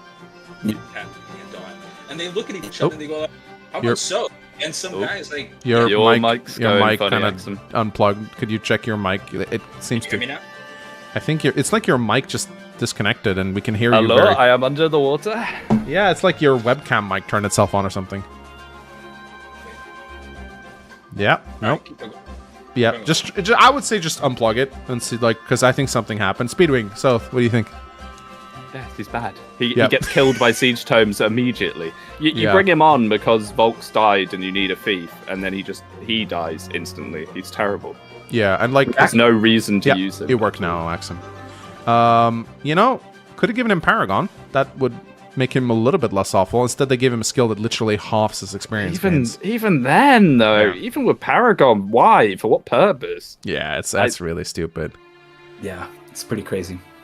𝗙𝗃𝗁𝗏𝗏𝗏 wants to know what we think about fixed mode. That's the mode where it's actually a lot more complicated than you think. It's like whenever you kill a fighter, you get points in strength. Whenever you kill you will level up your stat depending on the units you kill, and then once that stat reaches... it's like EVs in Pokemon. It's EV mode, basically. So, like, if you kill a lot of Armor Knights with Ike, you'll level defense faster. It's weird. I've never played it. I have no interest in that. Neither. Yeah. I like don't it in fault Engage. people that do enjoy that, but... Yeah. And then, like, if you have the bands, it changes things too. So it's so complicated that I don't want to deal with it. But like, Engage is straightforward. Like, they will be the average of what they usually level up given their growth rates. Okay, cool. I understand. Yeah. But this one is like so convoluted that I cannot be bothered. Growth should be random. That's the growth slot machine is what gives me my dopamine kick when I play Fire Emblem. Without found it. His gambling problem right there. I love gambling. Dude. There it is. We knew it. What gives me my dopamine in Fire Emblem is taking risks and leveling up. That is it. My Marsha in the video I posted when I put her to level 15, she had plus 14 stats overall. That's amazing. Getting a boss character it's moments like that makes Fire Emblem fun. I mean, it's a shame it's already in the turbo good unit, but when that happens with a bad unit, it's amazing. Ah, okay. I guess we could do this one. It's a little bit of what we did last time, but I don't think any of us actually had a 𝗥𝗱𝗁 on here. So I guess we should say who is our favorite 𝗥𝗱𝗁. You had no Salah. I guess I did, yeah. Yeah, so Axum, favorite 𝗥𝗱𝗁? I have to go with 𝗫𝗁𝗁𝗫. I think 𝗫𝗁𝗁𝗫 is like the definition of a knight character in the beginning of the game. Like he's basically a very big. I think he's fantastic in Radiant Dawn, but different conversation. I think he's actually really good in Path of Radiance too. I think he has a phenomenal attack stat. He has phenomenal HP, phenomenal defense. He has good defensive stats all around. He can act as like a knight, kind of. And his transformation gauge is on the tail end. But it's annoying to do that, but he can actually soak attacks while untransformed and then get it faster. Yeah, he's bulky. So that's nice. He's bulky. So I like him a lot. I think, and the knight move is just great. Smite is also always going to be useful. So I have to give it to him. Speedwing, who's your favorite 𝗥𝗱𝗁? I think so you guys might not know this, but in the sky, hidden off screen in one of the chapters is 𝗤𝗂𝗏. 𝗤𝗂𝗏 is the best 𝗥𝗱𝗁. I don't have her cipher art. My bad. No, I'm joking. 𝗤𝗂𝗏, she's Radiant Dawn. Yeah. In Path of Radiance, I don't know. The only 𝗥𝗱𝗁s I like out of both the games is 𝗤𝗂𝗏. Left's alright. She's alright, I guess. Yeah, I'm not a big fan of furry characters. She's it's got not something I particularly like in Fire I like Emblem. her fierceness. It's kind of cool. Yeah. For me, my favorite 𝗥𝗱𝗁 in Path of Radiance, 𝗵𝗵, the guy who I cannot spell for the life. There's one guy in my comment section, and he always comments when I misspell 𝗵𝗵. Like, I like this guy. He's just a tank, man. Like, he is.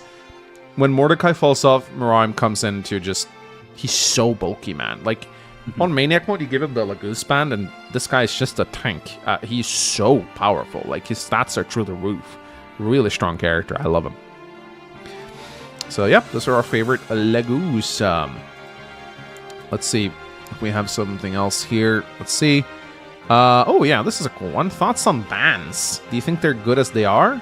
If not, how would you change them? They're pretty low percentage. I think they're 5%. kind of more of a, oh, this feels cool to use, but does it actually do that much? It's not like the Night Ward, which is, categorically good. I don't know. I think they're a fun thing, but do they really add that much? I don't know.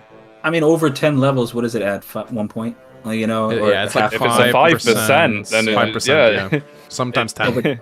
Yeah, it's an average of one extra stat. It's fine. It's Crusader Scrolls at home, and I don't like how you have to equip them. I always forget to equip them. And you can't stack them. So like Crusader Scrolls, you can stack. So that was the beauty, right? You grabbed all of it, dumped it on Sarah, and you have nuclear Sarah, and it was just like a way to do it. Yep. But this isn't the case, so I don't think it's that useful. It's okay, but I think it's fine.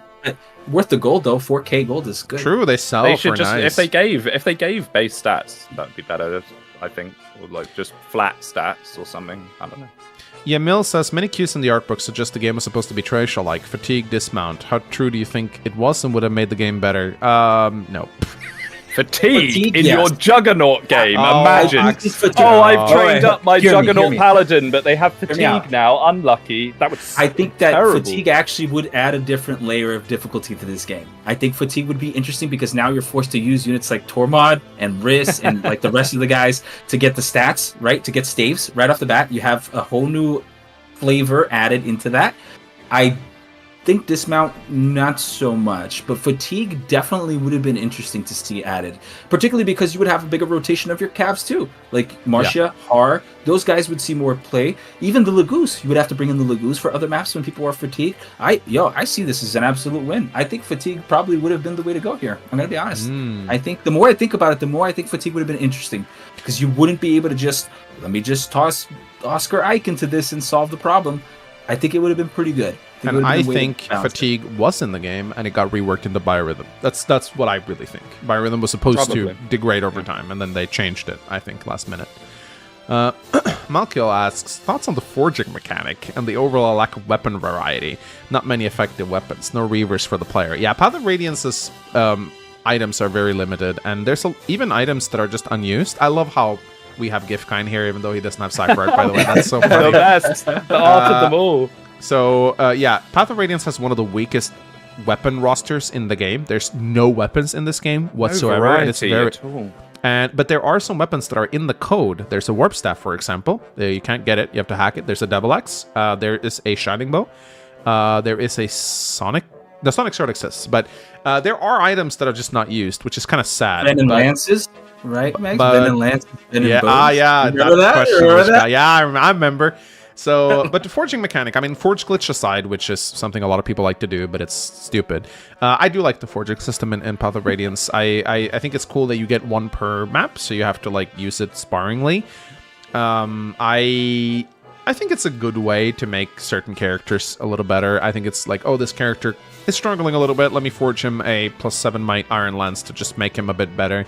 It's cool that you can name them, gives a bit of flair. I really like how they brought in coins in Radiant Dawn to give like random buffs. That's a cool thing that I wish they did in Path of Radiance. But it is very powerful, though, isn't it? And luckily, Path of Radiance showers you in gold, so it's not like you are lacking for that. So I don't know. I like it. I think it's cool. It's the fact that you cannot forge effective weapons, you can only forge weapons that are available in the shop, makes it a lot less exploitable. It doesn't turn into Shadow Dragon, where it's just forge wing spare win. Rider's Bane. Rider's Bane. Yeah, Rider's Bane, exactly. So I like the forging system of Path of Radiance. I think it's a good one. What about you guys? I mean, it kind of leads to hoarding. Yeah, you it hoard does. your forges. You're like, oh, Clash is coming up. I need to make my 1,000,000 forges for that. Yeah. I like the coloring. I know that sounds really weird, but I like the fact that you can make the weapons different colors. That's yeah, cool. pink javelins are the best. Yeah, pink lances are the best. I think it's like, I think it's good. I think it just feels generic-y, right? Because at the end of the day, you're gonna wind up forging the silver axes to one-round stuff, or the hand axes, or the javelins, and it just falls into that rotation. So I feel like, unironically, if we had more variety in terms of what you could forge, it would have been better overall. Yeah. Rin Spellstrike wants to know our opinions on Rolf and Boyd. Like as a couple, or I think just they just want to know like what we think about them as units.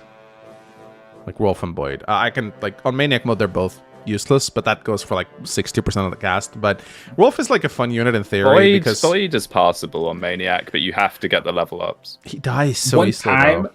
This person flinged me so hard for saying that Boyd was bad and that Boyd is trash. Like, I didn't say Boyd was bad. I said I think he's overrated. And somebody was like, no, Boyd is like so good. He's like the best Radiant Dawn.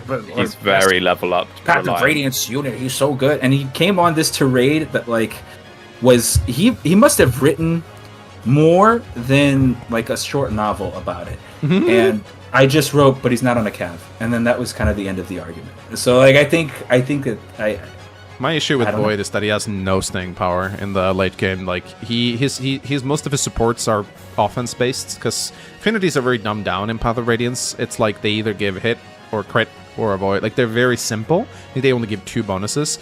Boyd is fire, which is I think damage and crit, or damage and hit. It's damage. And most of his support partners also do not give him avoid. So in the late game, I just find that Boyd dies. Like, you bring him to Clash, he just dies. Like, he cannot stay alive because he's very squishy.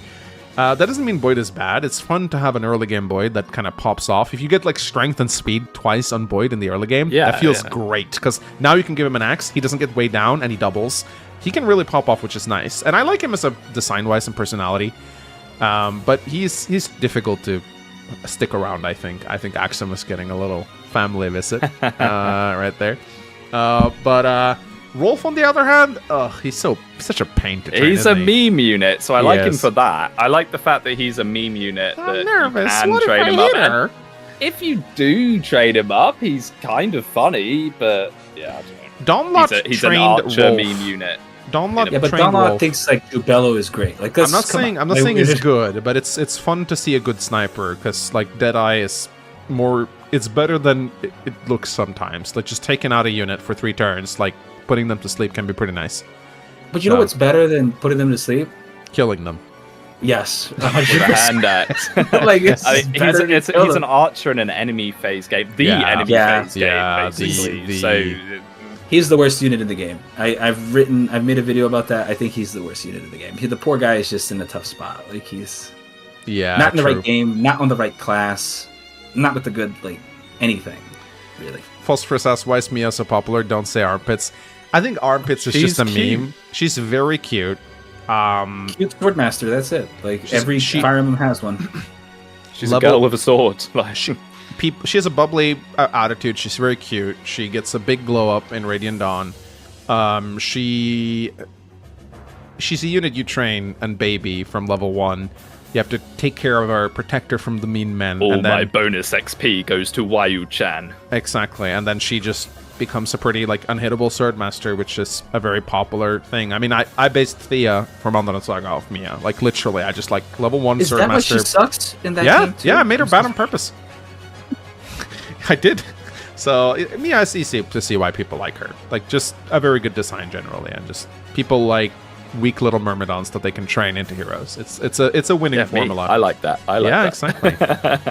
Wow, here we go. We have an Ileana fan right here. Laura says, "I like Ileana, best of girls, always hungry, can relate." Oh, look at that. Proving that we're right. There you go. There you go. Cook says, "𝗵𝗿 is a good remake candidate." No. Really? You don't think so? No. Well, it's a good candidate in terms of is it likely to happen? I think it's fairly likely to happen. If they fix it, sure. I would be miserable if that was the case, unless they completely change the game in every single way. If they make it faster, then it's going to be a lot more. Still just an enemy phase slog with zero strategy. They'd have to add in a bunch of skills, a bunch of new weapons, unique things to make the characters different from each other. Yeah, I think in the modern era, if they suddenly had Path of Radiance come, like people would not have the fond nostalgia for its story that they put it on a pedestal for. Yeah, I don't know. Like that's a good question. I do think that if there was a game that is conducive to this, it probably would be Path of Radiance, Radiant Dawn. Try to smash those two together into something unique and different, like a reimagining. I know that you don't like the idea of like smashing the games together, but I do think there is some value in that. I think that there could be an actual outcome that it would be good, and especially with the character as prolific and like as enjoyed as Ike. So I think that's really the selling point. It's Ike. Okay, this is a good question from Luis Eduardo Lopez de Lago. He asks, how would you rework the Laguz mechanic? I think Radiant Dawn actually had a decent idea introducing Oliver Grass. I think just make them, like in the CMU that we're doing right now, we just make them transform at the start of the battle, and it makes them so much better to use. Like, I think just they need to transform quicker, and they also need to untransform slower. Like, really. And also, some 1-2 ranged weapons on some of the other Laguz. I know they gave the dragons 1-2 ranged breath weapons, but the dragons don't join until, like, the late game. I think the fact that they're locked to 1 range makes them tough to use, personally. And also, many people may not know this, but in Radiant Dawn, their experience gains are bugged. Like, they level so much slower than they're supposed to, which really hampers them. But in Path of Radiance, it's interesting. Like, Leth and Mordecai are super useful when they join. And then the rest of the Laguz that comes after, except for Raisin, they feel kind of like an afterthought, don't they? Yeah. I don't know if it's a problem with scaling or if it's a problem with, like, Cavs are too good. Yeah. Because we've established that, but I do feel like that is an issue. I do like the Radiant Dawn system of transformation gauges. I think that's really good. I hate the cat gauge, though, because I feel like they gain way too much and they lose way too much. It's so bad. Every other gauge feels okay. Like, it feels every gauge besides the cat gauge is, like, acceptable. But the cat gauge is just really bad for whatever reason. It's atrocious. Yeah. So... All right, we will take about 2 more questions, and then I think we will wrap it up, ladies and gentlemen. So let's get some good questions in here. I'm going to find some decent ones here. Okay, all right. So we talked a lot about mounted units. So Guradesu asks, how would you rework mounted units in Path of Radiance? They make infantry except like obsolete with great stats, movement, and utility. In Radiant Dawn, they gave them like a penalty on indoor maps, but I don't really know if that solves the problem because there aren't that many of them. Super Kanto is so unbelievably busted. Just give him Kanto, yeah. But what they did in Radiant Dawn that made it actually more balanced is they lowered their caps. Like, they did. That was the key right there, because now the cab units aren't really demolishing the game. Like, the things that are demolishing the game are things like, unironically, invested Mia. Par still does it, but it's like he doesn't do it at the tower to such a degree as units like even Nephany can do. So like the infantry units became more specialized combat units, whereas the cav units and flying units became more like actual movement units to get the things and do. So I actually like that. I think that was the solution. They just didn't do it in the game prior. They just did it in the game after. Just give them Kanto and make them GBA cavs. Like, Yeah, GBA had decent balance on the cav side, I think. They were still strong, but not game breaking. Oh, all right. Speedwing, you got anything to say? I don't know. I think kind of GBA said it cavs for are me. pretty good, but yeah. Yeah, the GBA cavs, I'm not really too sure what you're saying there. FE7 Pretty good. is, but It's just, like FE7 is much FE8. the same of put your paladin forwards and press end turn. Marcus is unbalanced. What's this? What? FE8 is like Cav Emblem the game. I thought about that the other day because literally even the main characters promote to Cavs. Everybody is a Cav. It's like, and we didn't realize that. Like everybody's a Cav in that game. Every unit that matters is either on a Cav or flying, and that's it. Everybody that's not is like, oh well, I guess you suck. Even 𝗵 is flying like in that game too, which is wild to think. So I guess Cavs are just really good, man. Let's end off with a good dose of negativity. We've done favorite characters. Let's do least favorite character. Let's confine it to Path of Radiance. Speedwing, who's your least favorite Path of Radiance Ranulph, character? get him up now. Get me Ranulph's picture up right now. I get so much from people saying, oh, these characters look so goofy and so stupid. Get up Ranulph so everyone can see him. Let's all take a little look at his visual design, shall we? There he is. Yeah. Boop. Okay, this art is not helpful to my cause, but he has multicolored eyes, blue spiky hair, cat ears, a weird, like, droopy hat. He is the most ridiculous, cartoonishly silly-looking character in the game. People go, oh, Tellius designs are the best in the series. Then we have Ranulph. Get up! An actual picture of Ranulph, not the cipher art. Get up Ranulph from in-game. I'll try. Okay, I have. Yeah, I found some. I think this will. So goofy. I think this should illustrate. I think what Speedwing is talking about, because his official Path of Radiance art is atrocious. Look at this shit. It's so bad. And then he's in the same game as characters like Titania, who are just amazing. Look at this. Look at this. And then he turns into a little blue cat. I cannot stand Ranulph. That's actually pretty funny. And then people are like, oh, says the Engage fan. Oh, Engage. Yeah, this is what you say to me. This is what you sound like to me constantly. Look at this character. This is the character from the game you tell me is allegedly peak art and so much better. Look at him. Oh, that's funny. Oh, that's funny. What about you, Axum? What's your... Oh, that's the wrong unit. Mine's going to be the hottest take of all time. People are going to be like, I can't believe it. It's Mia. Like, hands down. What? Really? I hate the Sword Master Myrmidon. Yes. It is so bad, bro. Like, you guys need to go out and touch some grass or, like, be with actual women in your lives because it is so bad. Nobody cares. Like, I hate this stuff. Like, I absolutely hate people just using a unit because they think, oh, she's cute and uses a sword and she's like statistically garbage, and you dump so much into her to try to like justify her absolute garbageness. And I can't.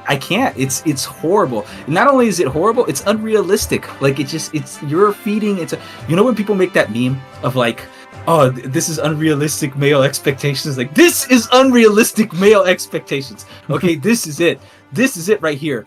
Like, it's okay that women aren't now using swords. Like, it's okay that Khalil's a mage. Like, I'm cool with that. We don't have to have dodgy archetypes. We can play the game without having to justify dumping resources. Like, I can't. I don't know if this is a Jagan thing, or if I just don't like that idea behind it, like a basis versus growth. I just don't enjoy the idea of, like, this whole... She's fun. It's, you know, why do you have to use the best, most optimal characters in the game? Because I value my time and my sanity. Like, if you value your time, you are not playing Path of Radiance, my friend. That's fair. That's fair. I don't find enjoyment in. Fair. This is personal, right? I don't find enjoyment. Some dude just asked, "Do I dislike Marisa?" Like, what? It's just save it for the FE8 retrospective, mate. You know what it is? Maybe it is elitism poking through.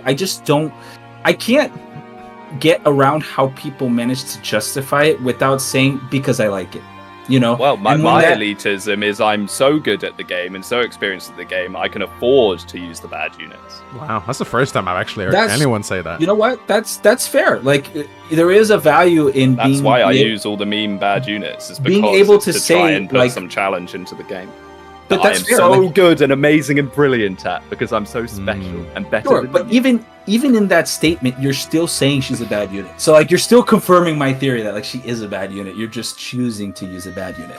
So I don't get when people try to justify that they like that this is good, because it's not. Like, you're not lying to me, you're lying to yourself, and that's what really bothers me the most, is that like how could you lie to yourself and believe that you're right? Like, you're not gonna convince me. I know she's garbage. It's you. Like, you're lying to yourself, and that's like the worst in my opinion. Like, how dare you insult your own time? Like, that's absurd. So I don't know. Okay. I can't. I don't know. Moving on. So my least favorite unit in this game. You may have already heard hints of it if you listened to what I said earlier in the segment. Whenever you see this class pop up in any other Fire Emblem game, you know you're in for a kick-ass unit. They're amazing. They kill everything, and they're just the best unit. And then this fucker shows up. Okay? Now I was disappointed when he showed up because I truly did expect them to do a reverse 𝗬𝗏𝗏, and that's part of why I didn't like this guy. But then I fielded him because, Hawkeye was amazing. Trained Dart, kills everything. Ross, like Berserker Ross, can like solo the game with no problems. Even like, I know he's a bit memed on, but Garrett from 𝗵𝗫6, I liked him too. Berserker's such a cool class in every other game that they've shown up in. They throw their axes in the air, they crit, they're amazing. In comes this fucking buffoon and just dies on turn 2. He is such a waste of space. I like that Path of Radiance gives you a free Berserker. I absolutely hate. I don't know what it is with him, because when you look at his stats, they seem okay at a first glance. They're like, yeah, he's pretty strong. I think it's just the fact that his defenses are ass, and he has no res, he has no defense, and he's not even that fast. So some of the Lagoose will double him. No crit boost on Maniac.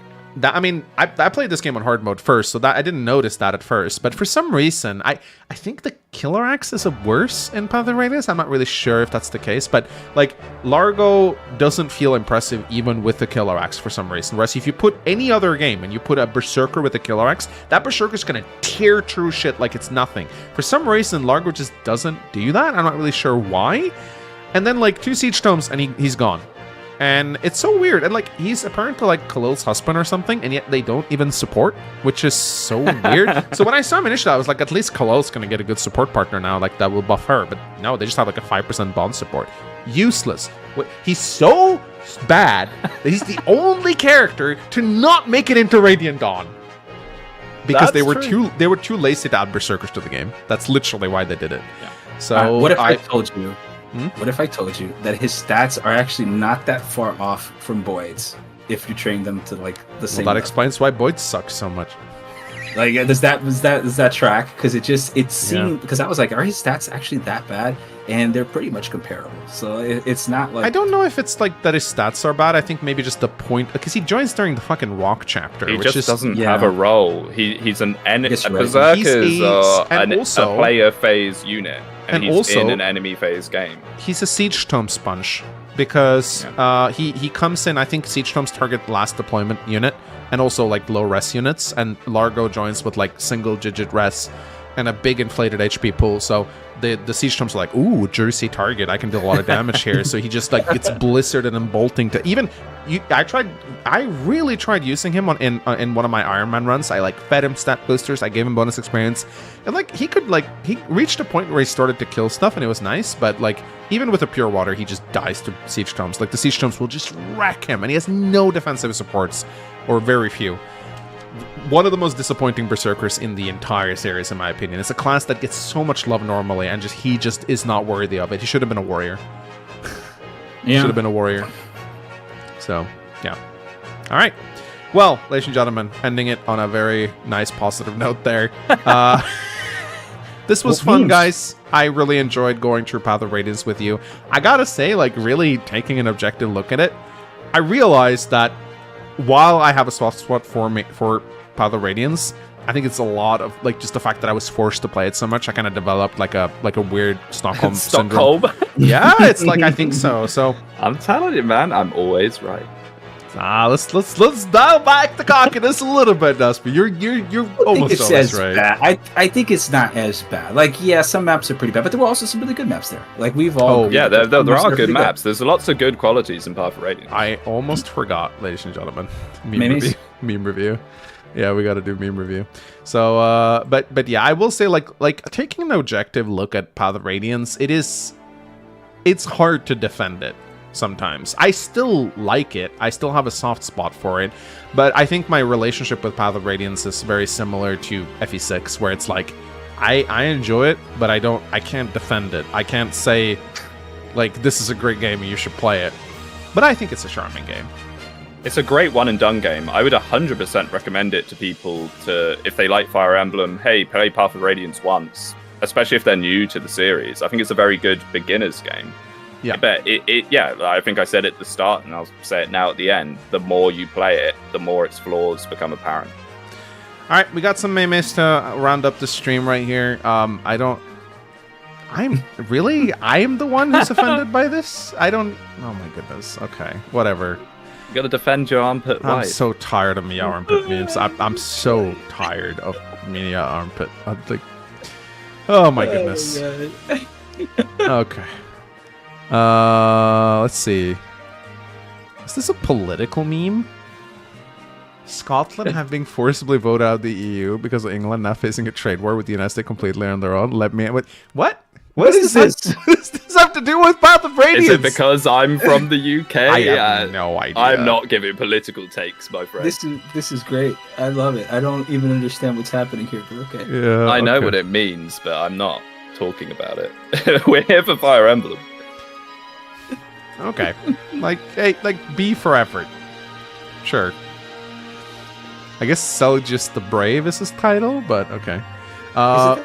What you guys actually dislike 𝗪𝗔𝗿𝗂? I thought it was a joke. I don't know. I think people like 𝗪𝗔𝗂. I don't. I've come across really negative this stream. I do actually quite like Path of Radiance. Like I said, it used to be my favorite game in the series. It just has when we're looking at it objectively like this, there's a lot to talk about in a negative light. This last meme right here is actually very interesting because I think this is something that I literally talked about in one of my streams. The Toronio is Rolf's grandfather theory. This actually has some memory. So in the Toronio support, Rolf support, Toronio says that Rolf looks like his son. In the same support, he says that his son was a cripple. In one of Boyd's supports, or maybe an info event, he states that his father was a cripple or at least paralyzed. Toronio's wife left him and took his children, fleeing to Crimea. It's I talked about this in one of my streams, or I think it was one of my Let's Plays actually, where I kind of connected these dots. And yeah, I've said this, like I think there's a very good reason to think that Rolf is Toronio's grandson. Wouldn't be that far-fetched, to be honest. Like, it doesn't seem like not implausible. There are things in the game that come like because Radiance does a lot of that. Their support seems so random because it's like just this archer and this general, and they start talking over it because Toronio's like, hey, you really look like my son, right? So I think there might be some merit to this. He also has a support with all the children too, doesn't he? Like he has one with. He's like a big he's like a big dad. Like he has a lot of like father-son support. Yeah. Like there is a lot of children characters in Path of Radiance. I don't know how I've not mentioned that. A lot. Yeah. A lot of child soldiers going on there. Yeah, a lot of child soldiers. Yep. I missed this Ike's brother theory. Yo, you want to end on a positive note? How deep does this iceberg go? you want to end on a real positive note? Oh, sure. Let's talk about 𝗵𝗁. Let's talk about 𝗵𝗁. Oh, 𝗵𝗁! No. Ah, yes. Finally, the timeline's connected. Let's do it. Soren's womb reaction. Let's just talk about 𝗵𝗁. I think is the reason you don't like Ranulf. Is it